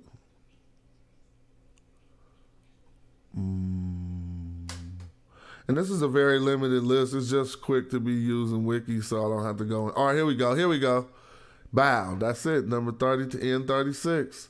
Now, I can test that this N36 is a Mer, and I'm even going to be happy because it say water channel, and I know a water channel is a Moor. And so I'm going to click into... MR is a water channel. So I'm going to click into N36 by going to the top of this list. And then I'll be able to see more information on it. N36, hopefully. I did find it. Bow, N30. Look, more. What I say? But I said, yeah, more. That's what I said, bruh. I said it say Narmer. Golly. Like that shit say Narmer. I don't care what nobody say, this shit say Narmer. Nar is the catfish. Mer, beloved of, F. He's beloved by Nar, Mer, Ptah, Ankh, Uri. I knew this was a Mer. Okay, this is a Mer. Because it's a water channel. See, I done so much research into the MR glyphs that I know them in and out. I know every time that one gonna pop up because I had to, because everybody was saying that this MR meant more. But see, why is it associated to this water right here? See, this is not mu. This is an N. But when you see those three N's, this is mu. It means water. Now, all of these are related. Notice that all of these are related to water. And if we start to understand the glyphs in these other ways, then we can start to understand them better. Because look, this is an N, but it's a ripple of water. 3 ripples of water is mu. This right here is a canal filled with water. This square without the lines on the end is a pool of water. Now this is another pool with something crossing across it. This is represented as a deep pool when they draw the lines in it to show some depth perception. Here we got another pool of water. Now we got a pool with legs. What does that mean? Why is it a pool with legs? Like, I didn't make all this stuff up. I just learning how to understand it. And so now we get back to new, because we got the N, we got N, we got mu, we got mer, we got sha, or sh. See the SH? This is the SH when it got the thing on the top like that. It's really SHA kind of like. So this is like another sha. And I would even propose not to be a shy, but this got different.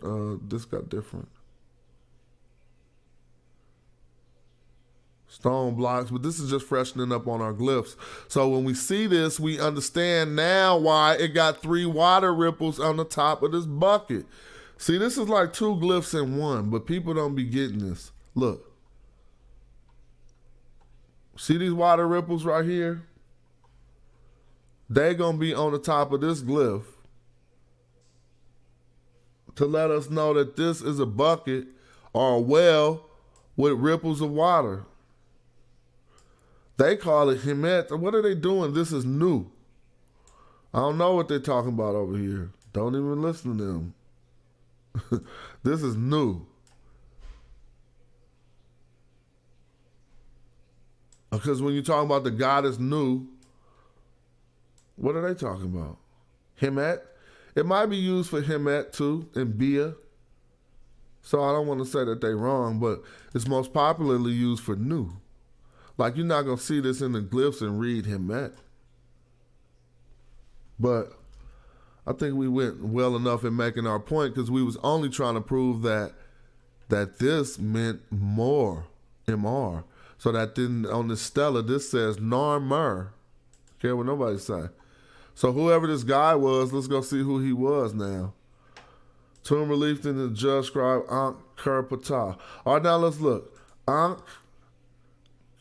we got that. Ptah. Didn't I say that? So they saying his name is, look, Ankh Ptah. Yeah, they got the honorific transposition right. I read Ptah Ankh But they left out this, so yeah, he was beloved by Narmer. So look, I'm about to bring oh shit. This is Set up here. I just figured it out. Look, this the back of Set, bruh. That's his 2 back legs, bruh. Now what? We do this research. This Set 2 back legs, that's his tail, that's his 2 front legs. And he was standing up looking over this direction, bruh. Set again, bruh. So now I just found with y'all live, before being beloved of Asar, this dude is beloved of Narmer. All right, Set. Look. Sesh Sa'ef. I'm going to leave out the Hakah. Just say this is the determinative. Sesh Sa'ef. But that don't make no sense. Scribe, son, his son.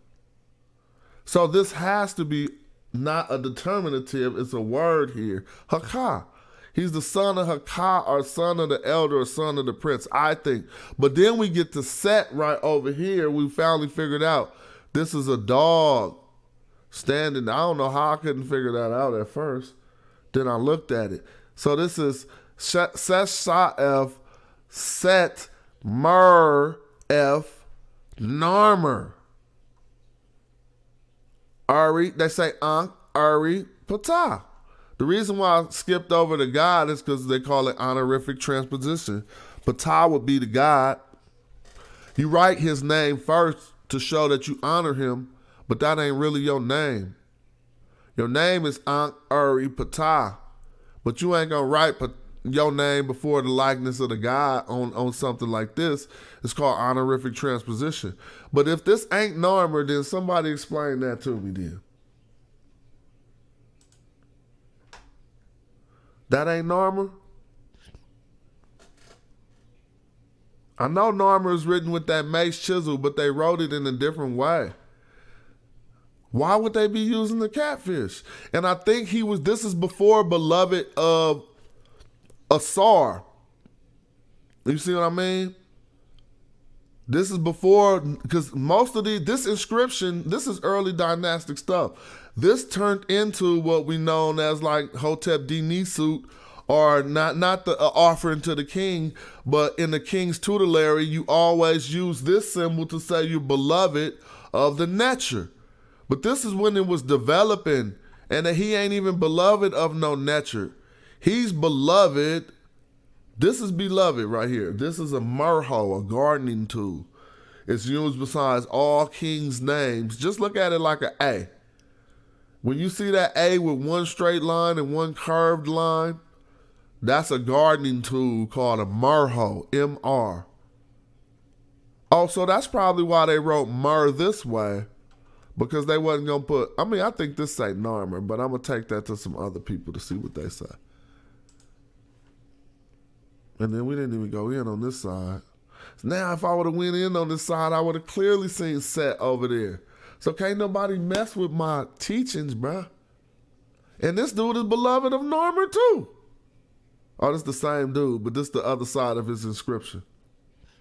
So we don't need to reread it. But we can see the Set dog. That means that what I was saying was not conjecture, is on the other side. I see a catfish. I never see fishes used ever like this. And then it say Mer under it. So this gotta be Narmer. And then this is Ptah. And this, we did all that already. And they said right here, Ankari Ptah. We just practicing though. This is, if you want a hard practice, all right, let's click into that.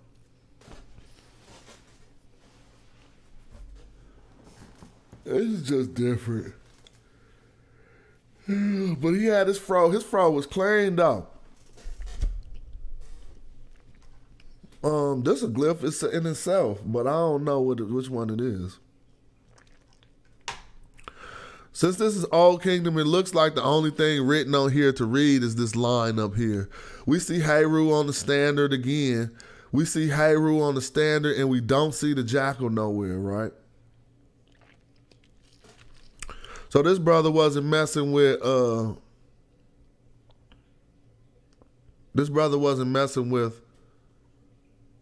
nothing. But let me show you something, a hidden glyph in here. The seat to this is a glyph. This is a hoof of a cow, and they trying to show you strength.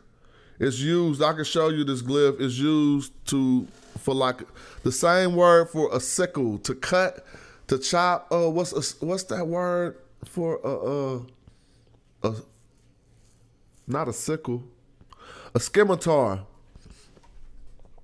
The same way that we say scimitar, we say this ox hoof right here, but it's hidden in there as a seat, but it got to do with the strength of the king. Just notice that ain't just a leg. I'll prove it so easy, so don't even play. Don't even play. God, don't even play. I'm proving man, dude. Shit, go to parts of mammals in this thing. I mean, mammals, no, we're going to parts of mammals. We prove it. Look, golly, dude, I'm Paul prove it. So look, this is what we looking at. They just did it slick into the artistry, F3. Let's look at F3. Oh my God, I'm looking for F3 and I'm all down at 17 and stuff. Maybe it wasn't F3. Well, because I don't see that. I'm just going to go through the list. I don't feel like backtracking. Oh, yeah, it was F23. 4 leg of an ox. Kapresh. Golly, bro, I'm not crazy. The reverse hieroglyph means strength and power. But a kapresh is a sickle. You know that, right? The kapresh is the hat that the warrior king wears into battle. But also the scimitar is a kapresh. The scimitar, the knife, the big knife is a kapresh. And it's represented by this ox leg, which we see hidden on this glyph right here. But I ain't even tripping off that because what they want us to read is up here. Nefer, right? Ain't this Nefer? Come on, y'all. That's easy. It ain't Neter, so it gotta be Nefer. This is Nefer. Now we see somebody sitting here on a seat. These are most likely, most often determinatives. Nefer suit in T. What? See? So they just turn this all around and make you read Nisut. All right? But it say suitin'. That's what I be tripping off. I always say, look, motherfuckers, just say suitin'. So ain't nobody wrong, but we got a rule to where we know to turn it around to say Nisut. We got that rule. But look, suit, this is suit, the suit plant, N-T. What am I doing wrong? Suit, N-T, suit. Oh, the T is supposed to be on top of the N for it to be suitin. So this is like suit-in-net, sunet. This is Nisut regardless, but I'm trying to read it out. And this is his words, so to speak. Well, Jeref. You know, this is just not written right. This is just, oh, okay. You know, I know y'all feel me. And then I always think that Egyptologists be so bold to say that the old people made the mistake and they not wrong. Like me saying that they messed up right now is extremely egotistical of me, correct? But I wasn't saying they messed up. I was saying they was at a point in the language where it had not developed into the conventions that we study and know. And so to put this DJ snake on top of this F, it's just crazy. Because this word is like Jeff. And I don't know no Jeff word. So if he would have put a line or a stroke under there, then it would have been like this F is a pronoun possession of this word. I think this has to do with words, obviously, the snake tongue, but they're not spelling that out. They just say suit 10. Let's see what people comment was on that suit 10 or that knee suit or whatever. What June Money say? Oh yeah, the compress, yep. Yep. Yeah, the Great Bull, exactly. Yep. Yeah, we breaking it down. But his fro was clean. And notice how they had them partitioned fros back in the day. I mean, they did something to where it was like in little squares. I might have to bring that back. So none of this is to be read right here, I don't think. This is just a collection of items, inventory. I could be wrong, but I wouldn't waste time trying to read that. And I know these are glyphs that I'm not. This is like counting maybe. I could be wrong. This is like millions, huh?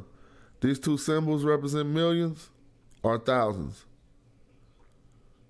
Yeah, that boy was baby though.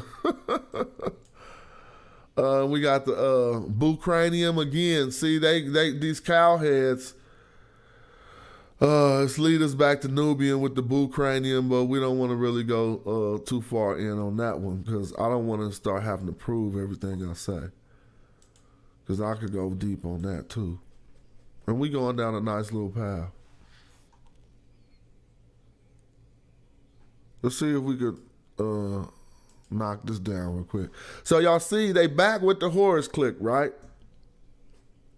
And they didn't. I don't know if the set click has been vilified all the way yet, but everything that I've been clicking into, no, I seen on the last dude was still repping.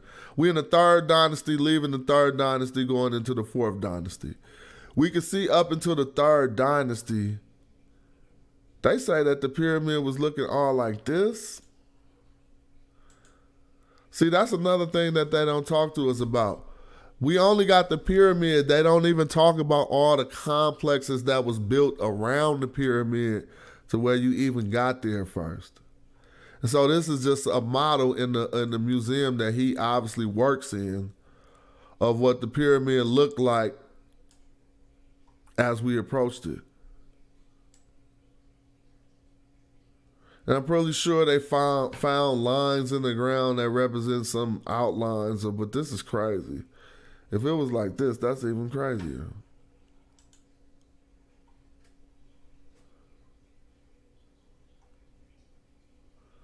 Let's get into something. Let's look a little bit harder. So the language is going to start developing back. See, there go that same fox leg, that leg we was just talking about that I had to pull up. They had hid it in the back of that chair to show about the power of the king. But now, as we start seeing, the language will start developing. So we're going to start coming out of what they call Old Kingdom Egyptian. But we're not getting into the Middle Kingdom yet. But these words will start getting more familiar to us, and it'll be easier to read as we progress along history. But I'm just seeing the use. I still see the use of hella stuff that ain't like I can't just. I mean, so look, see where the word split, where the human split. You see this bird looking left, this bird looking right. Those are separate texts. This is to be read with this stuff. This is to be read with this stuff. These birds are breaking the convention only to interact with the person in the script. Like this bird is eating out of this cup, so it's breaking the convention of supposed to be looking to the right, and this bird is breaking that convention as well. But since we understand he couldn't eat out the cup no other way, you feel me? Like we start to learn how things are written. And so, if I had to attack this, I see, well, I don't know, man. D. That's given by, this is Andi, and then this is like a men up here. They giving somebody thousands or millions or something. And we see the 3 strokes, so I think that's water. This is a number, either thousands or millions. I can't do this one though. This ain't. I see some hearts on top of a bowl. This means every heart. Something's endured in every heart. Aha. We see which is the moon. Kapresh. But again, this is just like some offerings, basically. Thousands of offerings or millions of offerings. Shit. Got something to do with some water too.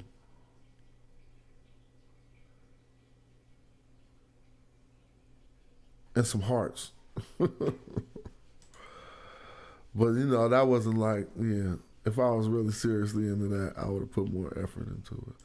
And I'm still trying to follow the progression of, more or less than trying to read stuff, I'm trying to follow the progression of the set click that I didn't even beat y'all all the way up.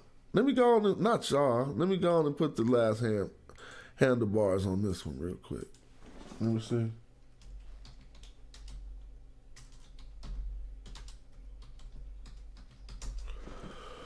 Because I was supposed to take y'all back before the Heru and set and show y'all, bruh. Look. See, when I was doing the investigations on this standard, now y'all know exactly what y'all seeing. But before, you would ask yourself, why does this pole have hands and is holding this guy captive? But we've done such extensive research on what these standards mean, these poles, R12 on the Gardener sign list, a standard, a religious emblem, that we know that whichever zoo type is represented on the top of that standard represents the tribe of that standard. So how I'm going to go to another palette called the Battlefield palette and show that what I'm showing is 100? Because we could go from the Battlefield palette. Now we see, so who got these dudes captive? This could be an ibis bird. Because I can't really tell. But I can tell that this what bird this is trying to be because it's written the same way. Look at the tail on this bird. It's different than the tail on this bird. Look at see, this bird got a neck. This bird ain't got no neck. I mean, it just goes straight into over like that. And so this could be the followers of Jehudi, Shimsu Dehudi, and Shimsu Heru, who got these men captive. And then we see them reappear again on the Norman palette, but these is double horrors. And so you think I'm crazy? Golly, we got a lot of teaching to do because people be thinking these people wasn't black. People be thinking all kind of stuff. Now, I'm not one that argue all of Egypt was just a black thing. That's not my argument. I never done that. I never did that. But to say that there wasn't no black people involved in this is just crazy. But that don't ever really be my argument because I got better stuff to hit y'all off with. And he just popped up on the screen by accident, bruh. Right when I look at this, bruh. Come on, blood. Stop being like that. So what he got the afro for? The afro was the way he symbolized his connection to the star Sirius? Or was the afro just the way that his hair grew?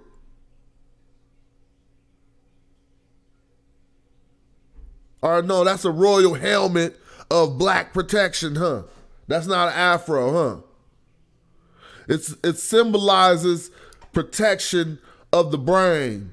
And Egyptians painted themselves with dark mud and put on these helmets. Anything to say that they wasn't black Africans, huh? He just popped on the screen by accident. He just wanted some props. I didn't even try to pull him up. He just hopped up out the thing like, show me off real quick. With my clean fro. Okay, so when we was looking at this, now that they say, when we go back over one we looked over, they say he was the gift bringer. All right, so whatever, dog. Royal gift bringer. All right, I'm gonna go to about 3 o'clock, and then I'm about to rest up and do some other things. But this has been good for me for polishing up on my glyphs. I don't know if you guys are familiar with this motif in Christianity and other things, but this is where it started. The bringing the goat like this. I don't even want to go in on that, but I'll just show the image for people who want to see, and you'll see that in later times. People trying to bite. Oh boy, they be taking me back to the very beginning, dude. So now we look. That part funny. Because we start getting to the 13th dynasty, cats was trying to figure out how to manage their afros. You feel me? They start realizing the short pick hurted too much on them naps. You had to get the longer. Look, they was, bruh, come on, dude. This wasn't African. You got all kind of wooden picks. They had wood picks in other places too. Be quiet.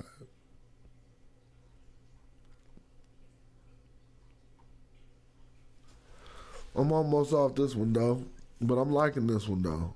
This look hard. We tackled that already. But we tackled it, but we tried to get to the translation. Oh, here go. All right, so but when I pop out of it, watch what it do. It's gonna take me back to Never Neverland. Oh no. All right, yeah, we tried to read this one earlier.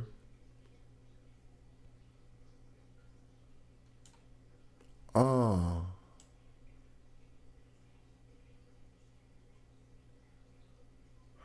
So I'm reading what we was reading. And they saying a little bit like they ain't reading it like that. They just like the funerary estate. Like they're talking about the land administrator, nome ruler, overseer of the commissioner. What are they talking about? That don't say that in column 1. That's what I'm saying. They don't want to run up on us like that. The land administrator, nome ruler, overseer of commissions in the cryptopolite nome, overseer of messengers. That's column 1. This is column 1 over here. And they must not be giving us the whole imprint of that shit, because that shit don't nowhere know. This says Hotep M. Set M. Mer. Set Mer. So I ain't even about to argue with that. They looking at something else.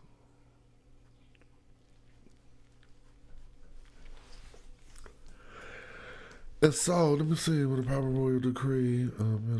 Oh yeah, so look. When I seen these crosses and I said those X's meant Neath, remember we was looking at the pre-dynastic stuff and I was like, that mean Neath right there. Because these two cross darts right here is Neath. And here go the standard again. There go the bull, the Naked on the standard. The great bull on the standard and Neath on the standard. So that means that's the goddess Neath right there. But we had looked at it on the Sumerian cylinder seal looking thing, and we figured out that those X's meant Neath, remember? It's about to come up in a minute. Watch. These Sumerian cylinder seals right here. Come on, dude. All right, well, forget it, because it's getting hot in this room. If I had the AC on, then I'd be wanting to not move right now.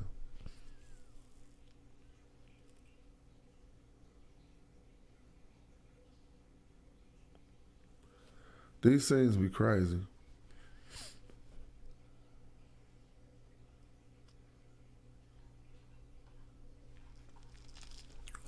That's enough glyphs. Let me see if somebody out there in the Oh, this is what we was looking at right here, Neath. See the two X's? That's how we knew it was Neath. So we got Neath, E. I don't know how to read this, but they say Neath something in my rule. I'm like, whatever, dog. Oh, excuse me. I want to find a complicated one, and we could probably end on that. More complicated. This ain't complicated. You fronting like it's complicated, but if you look over this stuff at a lot, I keep beating y'all up because Set keep being venerated, bruh. See, this is so good for me because every time I'm doing this prove what the last one say because it say it right here, bruh. Look. Let me make this hella big, dude. The Set, bro. We venerating Set back then, bro. It's not Anpu, bro. I'm sorry. Anpu ain't here yet. Matter of fact, let's just make sure I ain't selling no dreams with the Anpu. Anpu, A-N-U-B-I-S. This dude ain't that old, bro. Come on, bro. Oh, they gonna try to get me early down there. No, stop trying to mix up Anpu with Set. I want to get the first time that they got him. See, look, Anpu on the stand, and now you got to know who you looking at. Parents. So that beat it up right there. Anpu's parents are Nephis and Set. So that's lightweight to checkmate. Anpu's parents are Nephthys and Set, meaning that Set is older than Anpu. So now that's what I've been saying. You can't have a son before you got the father. Anpu is the son of Set and Nephthys. Let's look at Set. You see this jackal head? So that'll allow us to confuse Set for Anpu. Major coat, Ombos. That's Combe Ombos, the city of gold, Nubia. Set, there you go, the jackal. Now he's sitting up. They got him sitting up so we can know the difference. But Set got down on his standard hella times. Here it go right here. You feel me? And then where we see the Set animal on here. Well, there you go right here. When Set was still good and he killed the snake. So don't be that's Horus right there. Golly, they rode together for hella long. Set was still not bad to nobody. He killed the apple snake. Put the spear in the mouth. We looking at it right here. Heru just sitting there. Like, save me, bruh.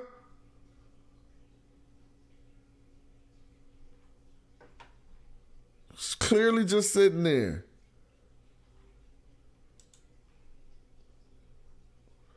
So I'm just saying they rode together at first. And Set was Anpu's father. Anpu come after, even if he there. Look, Anpu. Wait, Anpu, yeah. Anpu. Let me see. But I want to see something. So now we know that this is the son of Set. And Set was getting venerated before Anpu. Anpu pop up when we talking about the afterlife a lot. Look, this is what I was talking about. Kenti, I meant to you. See, in contrast with real wolves, Anubis was the protector of graves and cemeteries. Several epithets attached to his name in Egyptian texts and inscriptions refer to that role. Kenti, I meant to you. See, that's how I thought he first was also the name of a different canine funerary god alluded to. I guess so, but I thought it was him. They said that was a different guy or whatever. I'm not going to argue with Wiki. But, shit, let me see. All right, I got a few more minutes. So, I mean, even though some could conjecture that's Anpu, I ain't mad at him. It's Set. I want to see what they say, but before I see what they say, I'm going to give my reading. And this is the glyph that, dude, I got to beat this glyph into my head, y'all. It's like an intimidator. This one right here. Come on. I know y'all know this glyph. I'm not going to look into the book because I'm going to look into my mind real quick.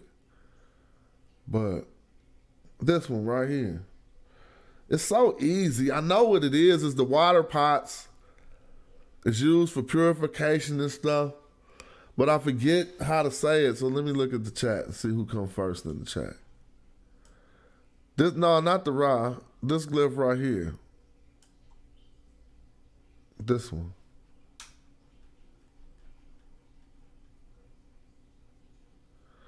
Off the top, but do I know where Asar gets the name Nefer?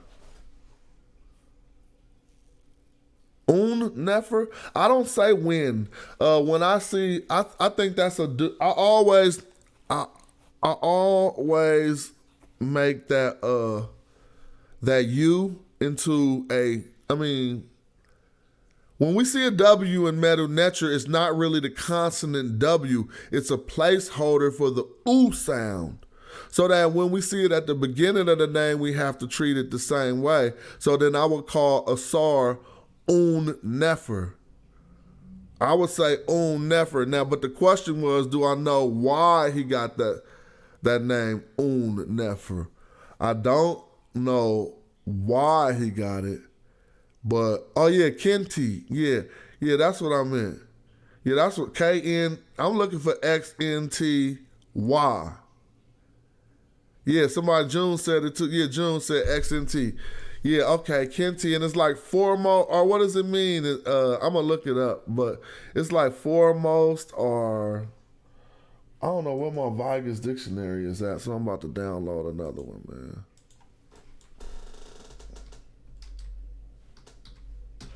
What is that word? XNTY, Kenti. What does that word mean? It means foremost, right? I mean, like. Yeah, like Kenti, I'm into you. I just said it. Foremost of the Westerners. Duh. Kenti is the same word used to write Kenti, I'm into you. It means the foremost or something like out in the front. Yep, like Kenti, I'm into you. All right, so right here I'm at a resource that I'm about to try to download. There's this dictionary right here. Bye. I want to download it though. Yeah, Kenti. It says who is foremost, so I'm gonna put this on my desktop. I mean, you know, again, that's why I'm doing these videos to freshen up on the glyphs that I know, but if you don't be studying all the time, you're going to fall off. So let's get back to that. Let's do a quick reading on this before I go all boo-boo on it. I'm going to say, no, that's just suit. You know, this is just Hotep D Nisu. This is what we're talking about. So this is basically, do you see the Hotep right here? D is right here. They said it was a piece of bread, but I'm not believing that shit no more. Look like a Nubian pyramid or whatever, but Hotep D Nisut. Then you might be right. Then this might be Kenti, I'm into you, huh? So you think this is Kenti, I'm into you, dude? I don't. But we're going to see later. I'm going to say it right now. Hotep D Nisu, Kenti, I'm into you. Yeah, this is Kenti, I'm into you. Because they ain't going to say Kenti Set. But I think this is Set. We're going to say. I think overall, I want it to be Set, but I'm just going to let it be what it be. And that right now it say Kenti, I'm into you, so that might be the foremost of the Westerners. Then we got Netter Per. What? You want to say Netter Per? Hoot? Netter Per Hoot? What? You don't want to call that Per right here? Netter what? What's this? Netter Per? Let me see what y'all want to call that.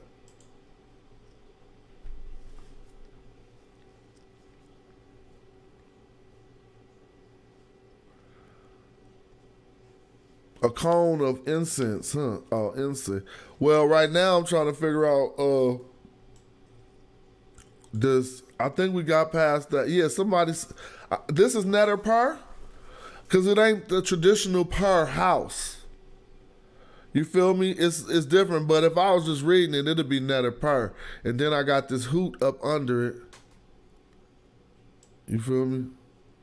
Yeah, I know that's Anpu right here. That's the time it is Anpu. Because it revealed that it is Anpu because he gave me Kenti you, I'm into you. So I can't say that this is Set. I'm wrong on that one. It's Anpu right there. You feel me? But we just building. A lot of the times it really was Set. We didn't see this and Anpu ain't on the standard. Let's just be clear.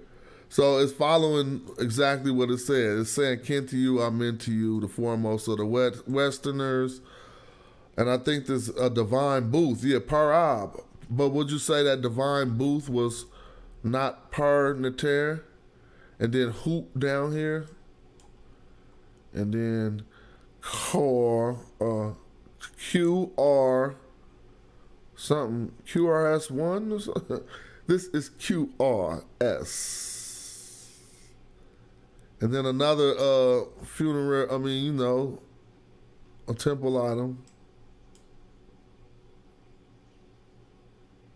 Things start to get broke up. So here's another one I gotta get to. This right here. I know this is like, all right, this is Neb, oh, it's not Per. Oh, he said it's not Per. Okay, that's not Per. Yeah, I know it's not Per because Per is the square one. I know which one Per is, but let's go in on that then. Since we be having the Gardner book open, the Gardner book is probably right here. If I click back, because I know it's not Per. I just was trying to guess. But what is it? Also, we know it's a building and something, but we're trying to figure out what's the phonetic quality to it. That's not a hard one, and I'm just ain't been studying. So we're gonna go to something buildings or something. Buildings and parts of buildings. See, now this is Per. I know that's Per, but I just said it. I seen it sitting inside like it was a Per. So that ain't even a part of a building? It looked like it's 026, a modification on 026.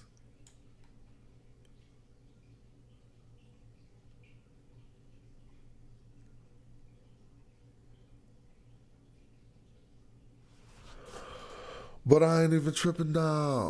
Let me see.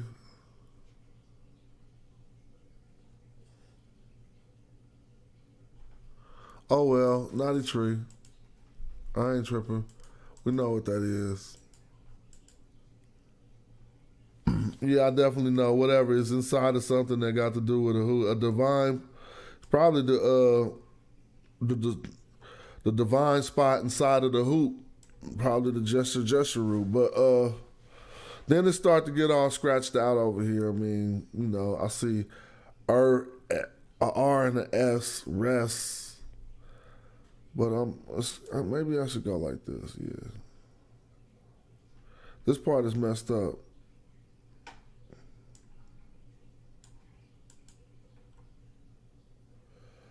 So I'll be calling this a cop. Sometimes you read this and sometimes you don't. This man standing with the sick.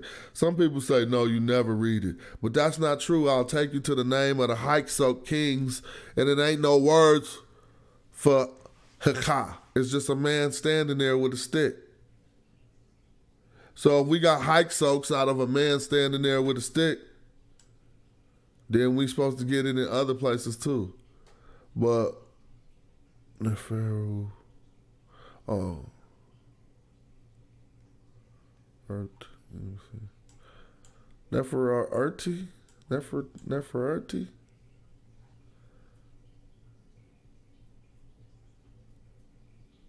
I think it's Nefer Nefer whatever.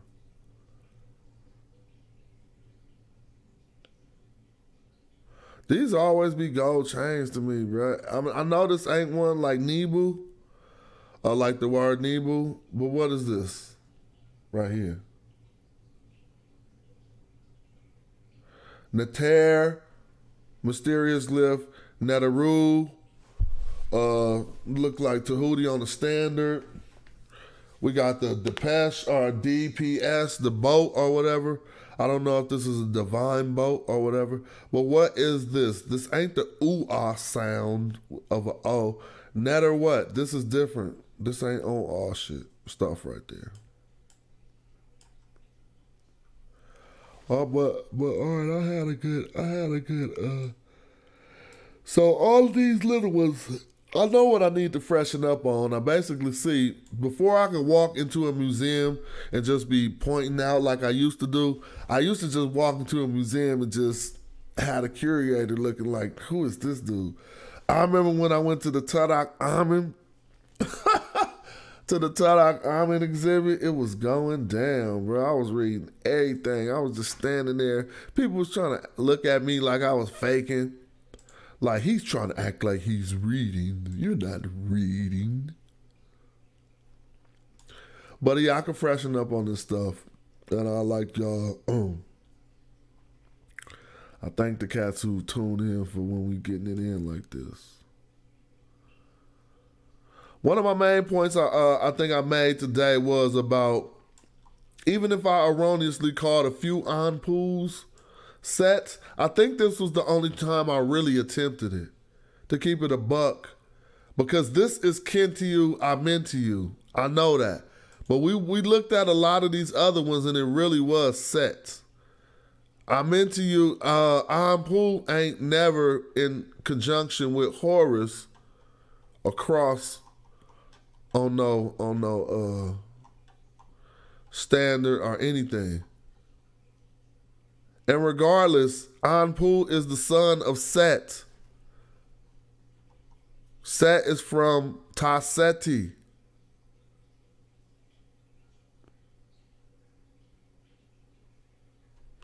So this says, a hieroglyph representing the nome of Neith consists of 2 hunting bows tied together vertically.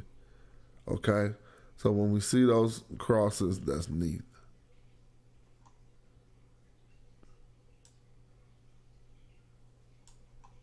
I ain't even tripping. We know what that is.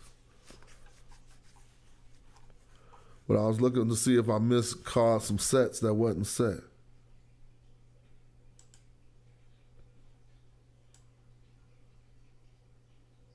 Nah, this set over here, bro. I could argue this one. Let me see. Right here, this dog, because it's going to be on this standard. It's not about to be kin to you, I'm into you. Hotep M, it could be though. if something was right here, but I don't think it is.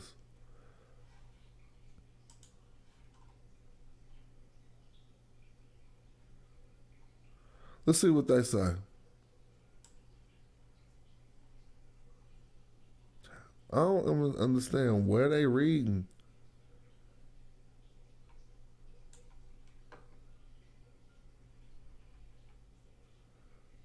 Oh, forget all that, bro. They have to give us the whole entire columns, not just a little snapshot of the column and then have us trying to read what they read. This was cool though. Let me see. Let me get up out this small page. Oh boy. I'm trying to find my screen, man.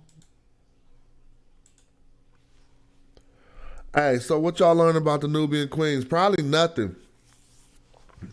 One thing we learned about the Nubian Queens when we was talking about the Nubian Queens is how they entered into the culture of America was through the Bible. And it was feminine when first given out in the Bible. And she maintained her femininity throughout history as Christians started using that verse to say that blacks in America who were the modern day Ethiopians needed to open up our arms to, you know what I'm saying, Yahweh. It was just their way to do what they had to do. But again, now we see modern day aspirations to queenship. Don't tell me y'all thought this was Anpu too, and don't tell me y'all don't think this say Norman, bro. Come on, let's go back on this one. Tell me this don't say Norman.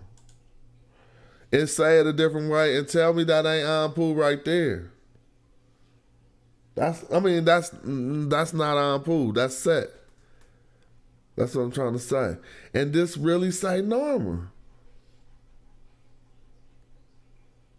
It's not saying that he's Norma. It's saying he's beloved of Set or Norma. I don't know. This shit crazy though. But they definitely left this word out in their whole thing because they didn't want to deal with that. Look, read it. I'm saying tomb relief was scribe Ankh. They say his name is Ankh Ari Patah, but it's a word over that. Whatever.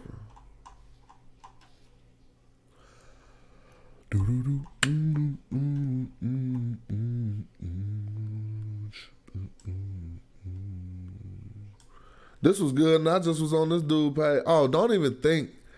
So all that knowledge that we looked at on this dude page, look at all these categories to the left, bro. These are all categories of knowledge he got on his damn page. I don't even believe it. I was like, dude, I thought I was a scholar. I don't think I'm a scholar at all.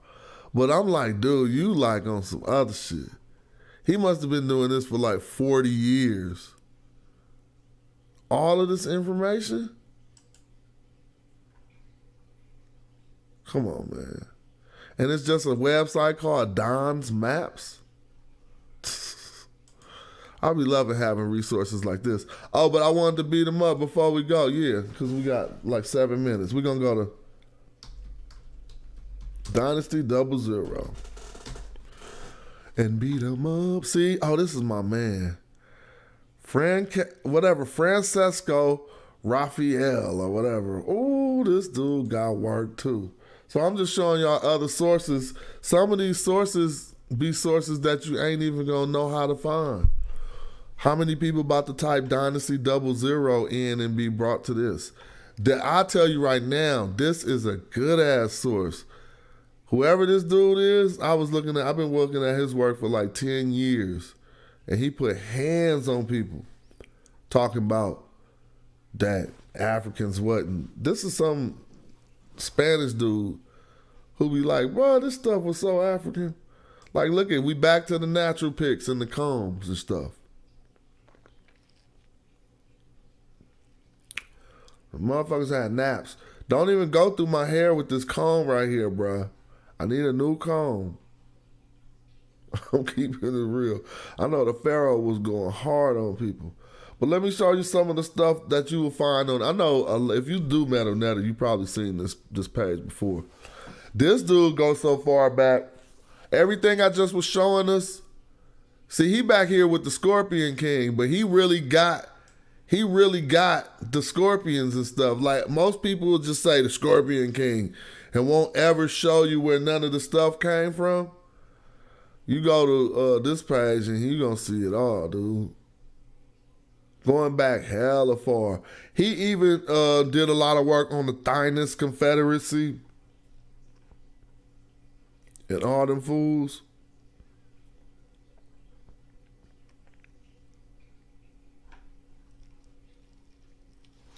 So this is something, they go to Falcon, the Scorpion, way back in the day, finding this in rock art. I'm like, this is crazy. The bull's head, the cow art, whatever. But I don't want to show that. He got a list, these lists I want to go. Look at this. For a dynasty 00, according to Gunther Dryers, I guess.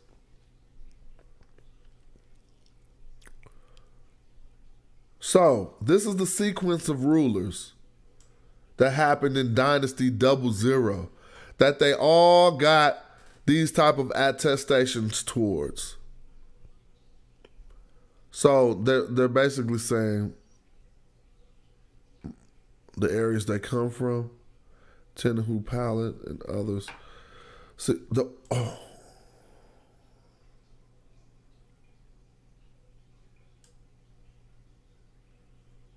down here to where we get the Scorpion King. All right, hold on.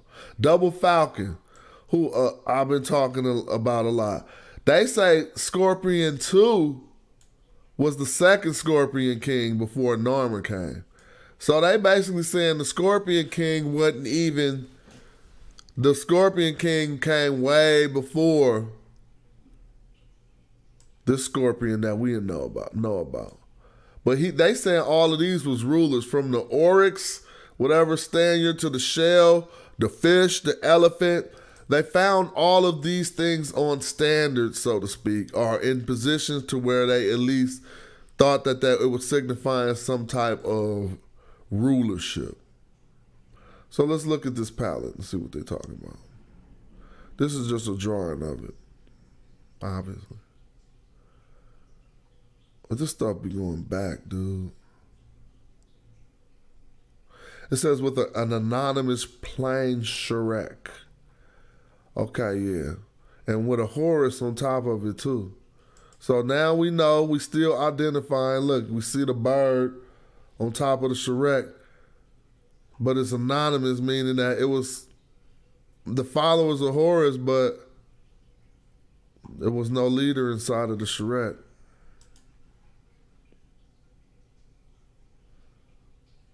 So I thought it was attestations to these other ones, but let me see, Scorpion 2. King, archaeological evidence for Scorpion 2. Now we talking about the Scorpion King. This is before Narmer, bruh. So cats be going crazy. Look at all these standards up here. Oh boy. But these standards got animals. This is crazy. These standards got animals in bondage. But we clearly seen the other standards had men standing there in their little war or whatever. So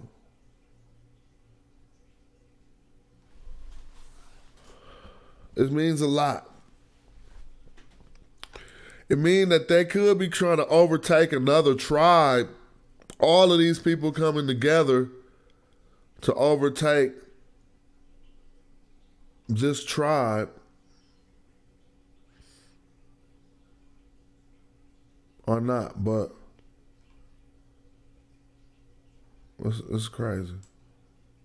So this was basically, now this is weird too, because this is the Scorpion King. This is supposedly where it said his name. Right here had a scorpion in front of him, and it had this rosette or whatever, but that rosette ain't indicative of a king, but whatever. We still see the people on the Narmer palette who were standing with their standards right there. We see them standards right there. But this is what I want us to know. The Scorpion King ain't wearing a symbol of, he got a symbol of agriculture in his hand.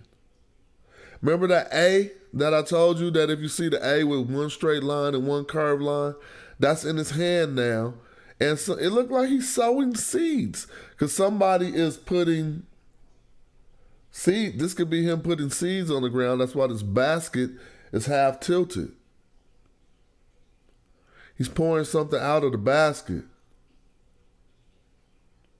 So I'm like, most kings are depicted fighting. Who said Narmer was the one who brought agriculture? I was showed that it was the Scorpion King. He is the one depicted with this merho and using it. Everybody else just got this merho next to their name. Look at dude down here got 1, 2 in his hand. It's agricultural. But again, you know, now up here we see him with a symbol of war and with another hat on. So you trying to tell me, look at this. This should be pseudo. This is the cap of what, Upper Egypt, right? I could be wrong. This is the crown of Upper Egypt. This is the crown of Lower Egypt. How he got both of these on before the unification?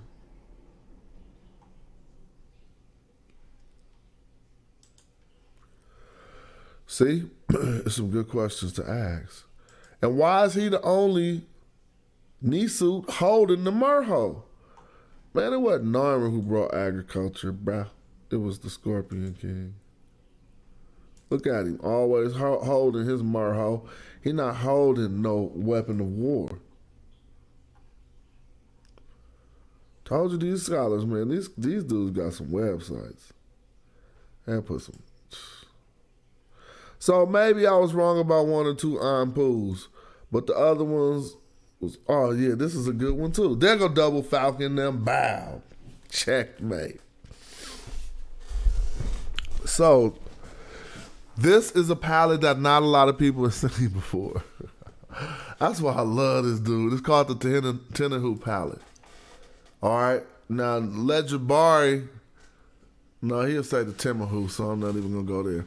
But look at this. On the standard, well, we've got 2 falcons, the Double Falcon, with a merho next to it. Beloved Double Falcon. Look at this merho next to the Scorpion King. Come on, dude. They can't even lie to us. Their towns and their cities that they ruled over are inside of these fortified walls. I even did work to try to say what these towns was called, and I came up with Ka'u right here, and it's really like a Ka'u in Nubia. You feel me? But the Scorpion King ruled over this place, all right? Now, we do know there was a Lion King because here go his merho in his city. We know about the Double Falcons.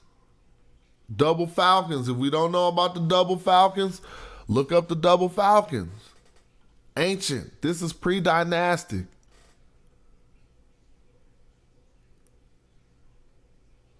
Notice I ain't talking about who was black and who was white. Have you noticed that? That is really kind of like insignificant. It's been established in modern Egyptology and Nubiology that the priests, you know, the dynastic cultures were strictly African, black Africans, as you've seen in my last video.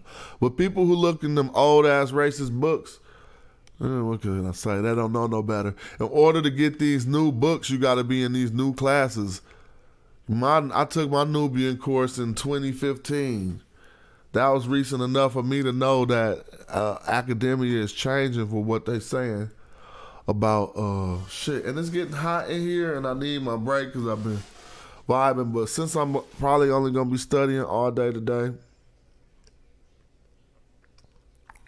might come back in a little bit later and build on some more shit.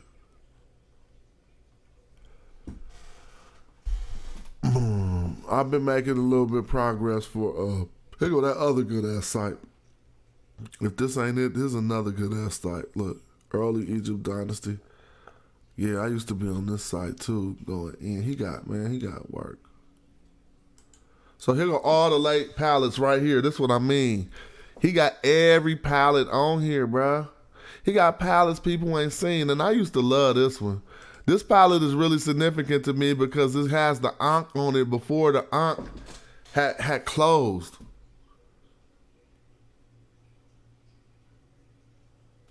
This is Zoomer. I don't know. You're going to have to find it by zooming in on my stuff. Somehow. I might put the link in the descriptions of the video. But this is, first of all, we see this myrrh that ain't used no more over here, but it's used in the name of Normer. We see the Ankh before the Ankh had closed and became that type of a symbol. Or I don't want to say that, but we see the Ankh used in a different way. He got so many pallets people ain't never seen on here. And that's why I'll be like, bruh, you ain't even seen. You go into the Norman pallet, you gonna get laughed up out of here.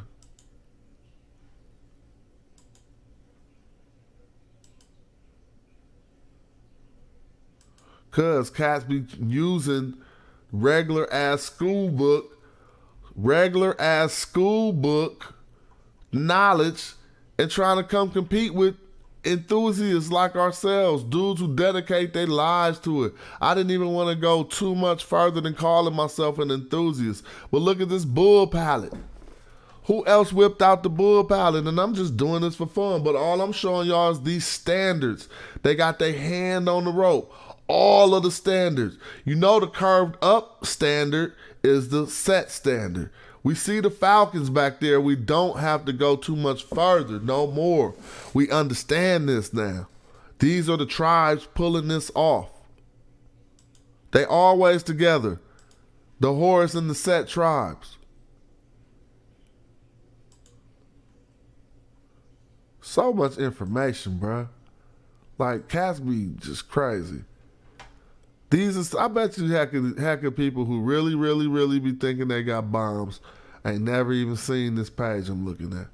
And if you have, then you on the level. And if you haven't, you can still be on the level. That's no disrespect. I'm just saying, how could you be such a researcher and have not come across a tool as useful as this?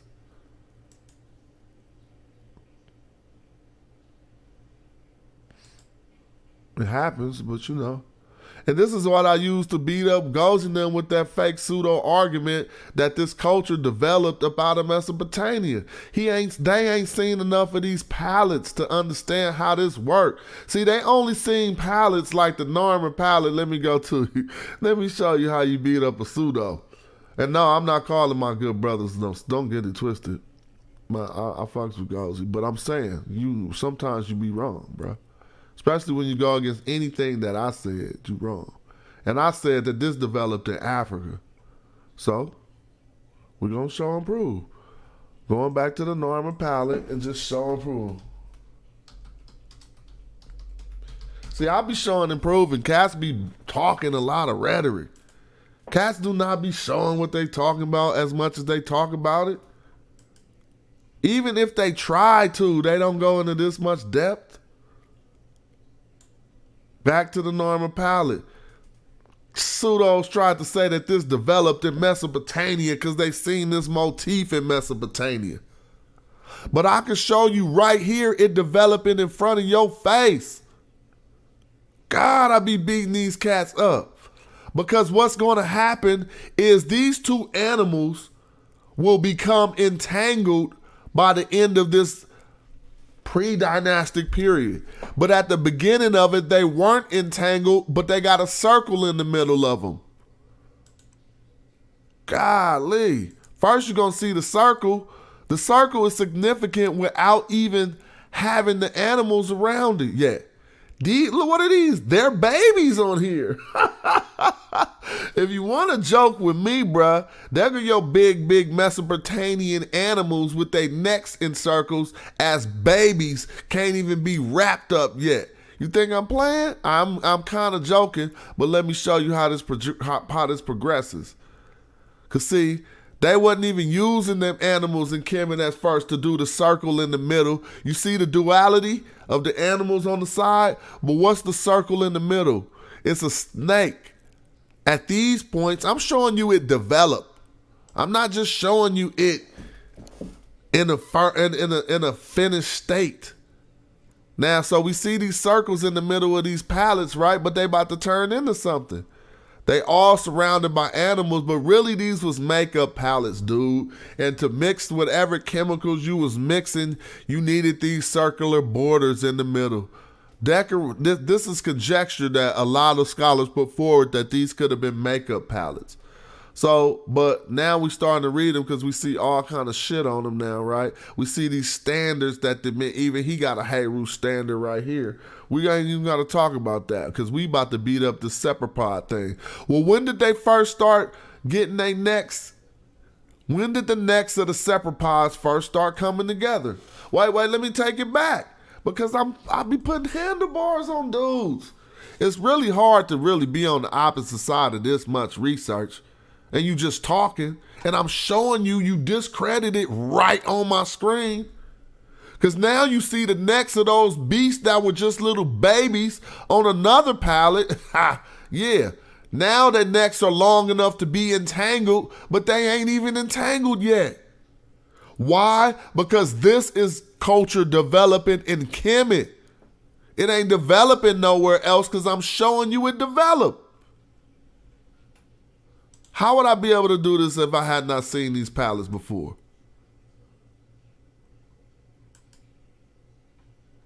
God, now what happens? They start to get what? They start to get entangled. Where did this entanglement happen? It didn't even happen in no Mesopotamian area. I'm showing you right here it happened in Kemet, and I can prove it. I'm proving it in various ways. First of all, look at this. In this pre-dynastic proto-entanglement, the necks of the Separapod are on the same sides of the animal. You see this side, this animal on the left, his head is on the left. And this animal, so either the artist messed up the entanglement and then he had to put another line in the circle right here, or he had not figured out to make them come in and do a S and turn around and kiss so that the neck from this one will go that way and the neck from that one will go that way.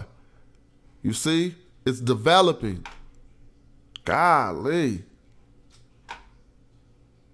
Now you want to see it develop some more? Wait, I shouldn't have showed you that one first. Yeah, I did show you this one first, and the necks wasn't entangled yet. So then we got to this one, and this is the first time the necks is entangled of them Separapod, right? But this is supposed to be Mesopotamian culture. You can't show me it develop in Mesopotamia, though.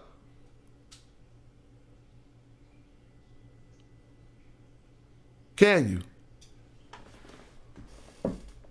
Now, let's keep on building. Because then, see, so now we already know in dating, we don't have to worry about it because you can see it right here. These long neck animals on a pallet where their necks are not being used to form the circle in the middle of the pallet yet. So in your mind and in your chronology, you know that this pallet that you're looking at right here is older than the other ones where the necks of these are now used to form the circle in the middle of the pallet. Any of these pallets with just a circle in the middle that's not a decorative motif is older than the ones with. Things have to develop. You're not going to start with a decoration and end with just a circle. You're going to start with the circle and end with the decoration. So the ones with just a plain circle and long neck animals would be older than the ones with the animals with their necks combined like this, right? That's only common sense. And it's only showing you how development works. Okay?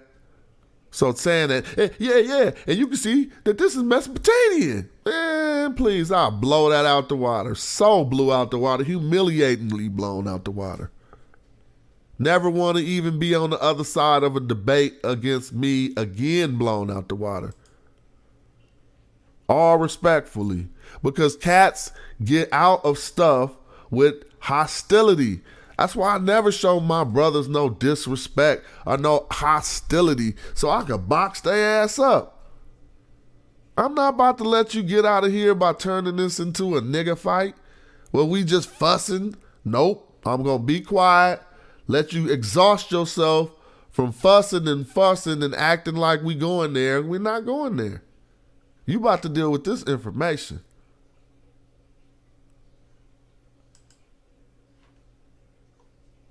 Ever tell me that developed in Mesopotamia, you looking crazy. Straight crazy. And then all the books you reading, shout out for the donation. All the books you reading is being discredited in academia right now. That shit is crazy. Like cats be like, look what this book say. See, I keep showing various things that are consistent with what I am saying. They had not started using the necks of these animals to form the circle in the middle of the palate yet.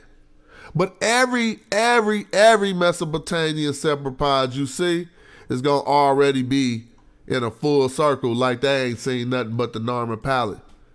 Feel me? This is all they seen, the Mesopotamians, and they had to go home and bite, and they did it like this every place. I can prove myself wrong. Let's try it. I'll try to prove myself wrong since they gonna have such a hard time doing it. Look, every time you find them, see, look, I don't even know where this is at. Modern impression, cylinder seal in Uruk. 3000 BC, necks already entangled. See what I'm saying? So what does that mean? In Uruk, they got this culture after it developed in Africa. Clearly showing you that. Their necks are entangled and their tails are pseudo-entangled or halfway entangled. They showing you it. They should even show you interpretations. Maybe they say what I say right on here. If they say what I'm saying right on Wiki, then cats is really pseudo for acting like this culture developed someplace else. I'm not reading the Wiki. I already know what's up. I'm not about to sit here and do that. But I'm saying though,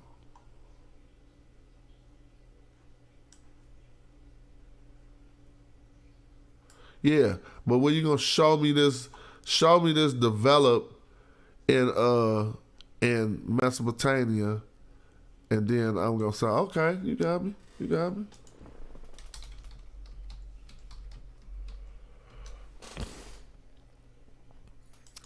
never gonna show that shit. I ain't got no source on it right now, so I wouldn't know where a good place to go to look for the same thing in Mesopotamian cultures. But I'll tell you right now, you'll be hard pressed to get past and around my example of what I just gave you of showing the development of the entanglement of the necks of the cephalopods. Every place you show it's gonna look like this. Already wrapped up, B. Straight up. So with that, I'm gonna let that be my last little. So I went over my little break time. I want to stay going live, but I don't want my oh man, somebody going in now. Somebody like me. Look, we just got through talking about all the names that was on the damn Norman palette, and now I see somebody did the same homework to break that down, and he made a list of all of these. Man, I'm telling you, I ain't crazy.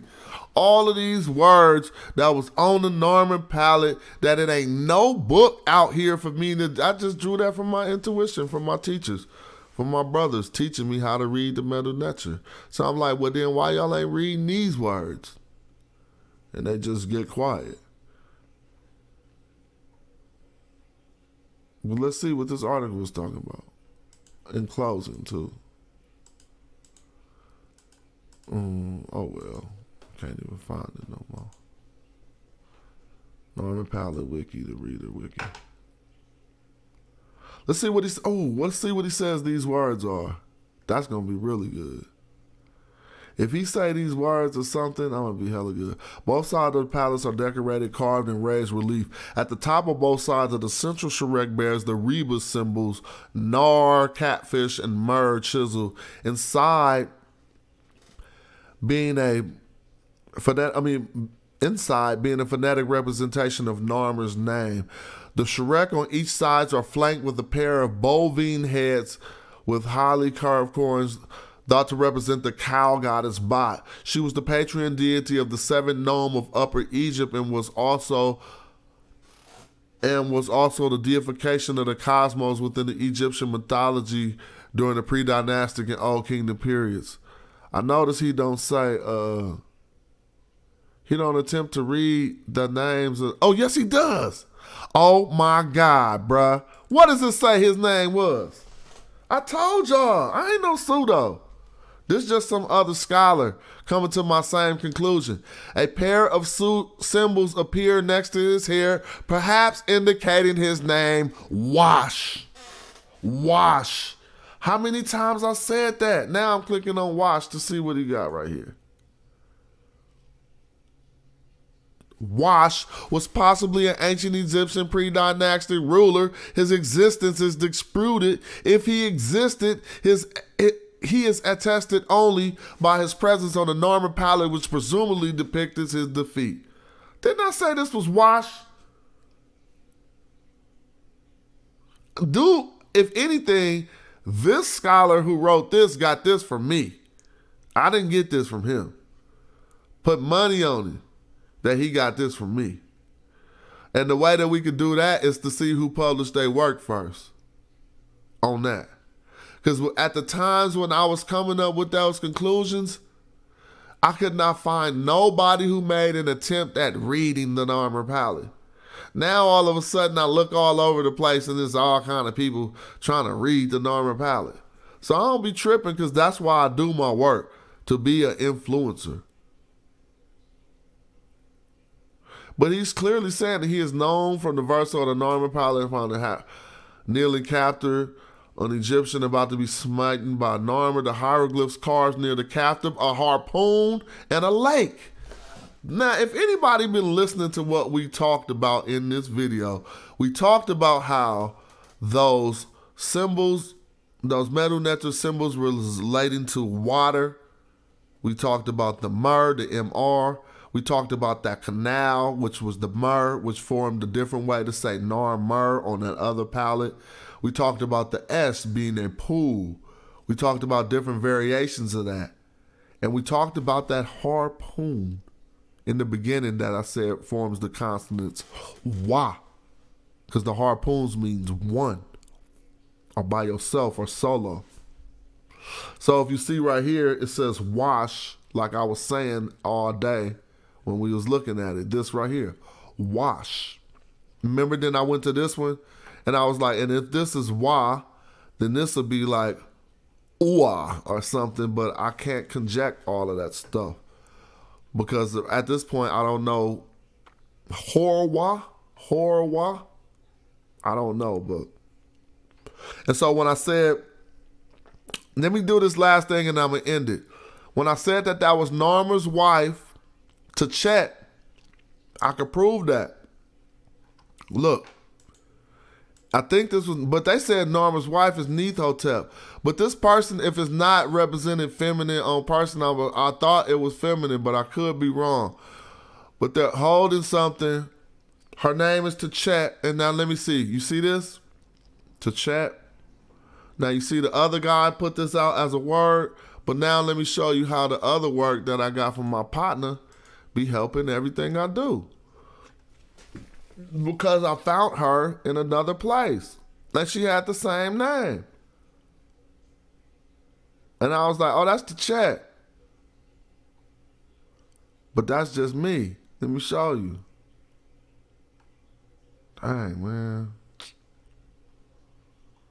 Because I wish I could just pull it up like instantly. But some stuff you be having to look. Here go another one, just not to be funny, but This is when they was putting the circle on a whole fish, way before they even started even thinking about putting separate pie animals on there. Man, come on. But I could be all over the place, but my brain stay on point. I know y'all notice. I ain't never gonna forget what I'm doing. I mean, I can, but and saying that might cause me to.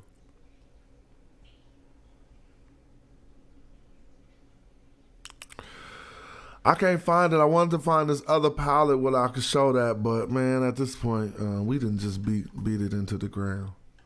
One of the best builds of the day. I know, because I be looking for builds. I be watching. Man, cats be talking about so much BS on their page and just trying, man. I be like, man, if you just teach, then the people that you want to find is going to gravitate towards you. I want to be surrounded by people who can help me while I'm doing these researches and stuff. But I wanted to show that last thing to beat it all in the ground. I wanted to find the chat. All right, let me do it. Dynasty 00. We got to go to the Scorpion King. Dynasty 0.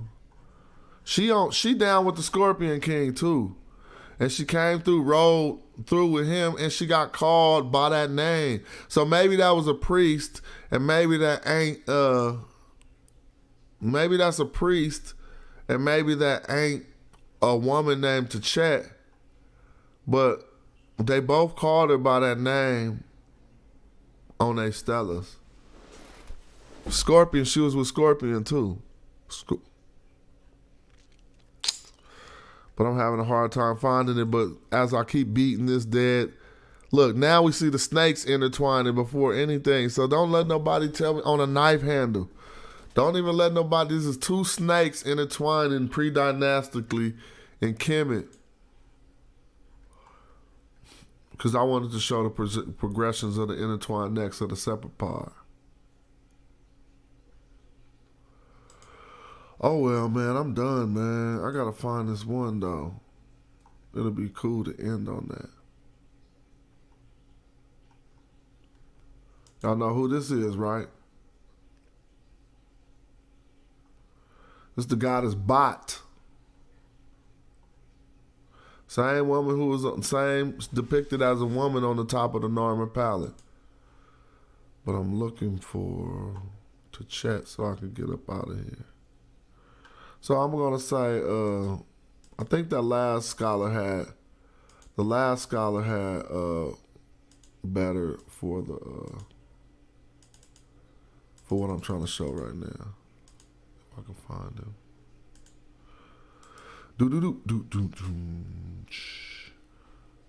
Let me see.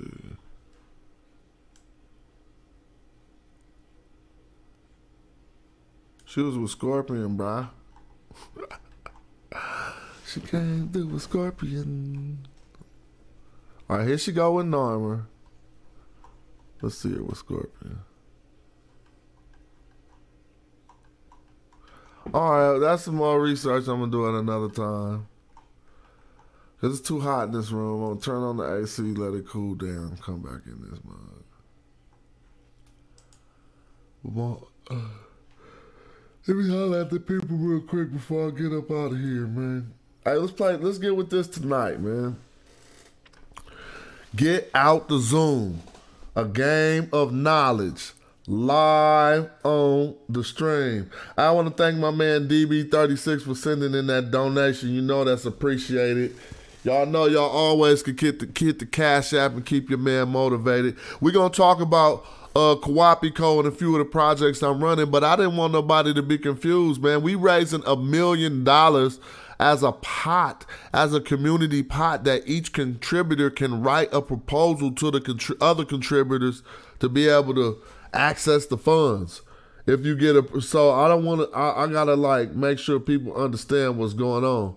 But that don't mean I don't want support from my research and all the other things I'm doing. And so what I had to do was go get a new website in order to separate this from hieroglyphics.com, even though we got the Hyro coin and everything running on hieroglyphics.com. But I had to go get Coapico, our own website for that cooperative economic conglomerate. So that CEO coin, I'm looking over here at my other monitor. I need to put myself over here. That way I could be just doing like this. Yeah, so that CEO coin, which is genius, cooperative economic organization tokens. When it come together like that, I already know I ain't even in control of it. That CEO coin is on the blockchain right now, and we're going to distribute it amongst each other eventually, but I don't got no ambitions to rush into things like that. What I do want to do, we definitely going to pull this million by December, but it's not nothing we got to act like no kids and be over ambitious and show the wrong energy. What we got to do is organize. All of the systems are put together. I want to start taking pledges from people who say by December that if it was this many members willing to contribute, that they would already have a 1,000 ready to contribute to. Or just a pledge. I ain't trying to do nothing, because if we get 1,000 pledges from 1,000 people to say they got $1,000 on it, that's $1 million right there. So we don't even gotta start moving the money. That's what I'm saying. That's why you have people pledge things. So that's what I'm about to do. Start putting together them pledges so cats can get ready for that, and that's what it's gonna be. And if you ain't interested in that, everything else that I'm doing is just gonna keep on popping. But in the truth of the matter is, I'm not gonna be too nice to servicing motherfuckers who ain't trying to get down with what the hell I'm doing. Like, well, I'm gonna just let you come get all this from my well. Then when I tell you I'm trying to do something, you could turn on me like do the nigga walk off and start acting like you don't know that I'm looking for some support. Fuck that shit. I'm not letting nobody do that in my presence no more. You stand around me, you getting jewels, I'm giving you jewels. When it's time to kick in, don't act like no sucker. I'm not saying break bread and be paying. No, I'm not saying that. I'm saying when we putting together something that's worth supporting, don't do what you learned in the subcultures and in the ghettos and in the hoods in order to not survive and not succeed. We learned hella stupid ways to interact with each other. Don't do that shit with me. So I'm going to call you out on this shit. All right, with that being said, I love all y'all. Thanks for tapping in. I see it was 33 people out there today, boy. That's big for this young page growing. And we got to keep it real, man. All that stuff, a lot of the stuff we learned, besides good character and the love and all the stuff we got from our elders and our ancestors, the things we learned in the hood is holding us back from coming together. Shit you learned like, don't put your name on nothing. I ain't putting my name on that. All these things I'm pointing out was taught to us in the hood, and these are the things that's holding you back as a grown man. Not you, but the proverbial you. The you that we all are. That we all participate a little bit in you. When people be like, you do this. Ain't nobody talking about your being, but we talking about the actions we commit. We don't trust each other. Obviously, you don't want to be naive or vulnerable, but you don't want to take that to an extent where you never work with nobody in your life. That's silly. I mean, and if you can, if you succeed, no one succeeds not working with nobody. That's just bullshit. Complete bullshit. No one succeeds without working with somebody. They either got subordinates or they got people above them.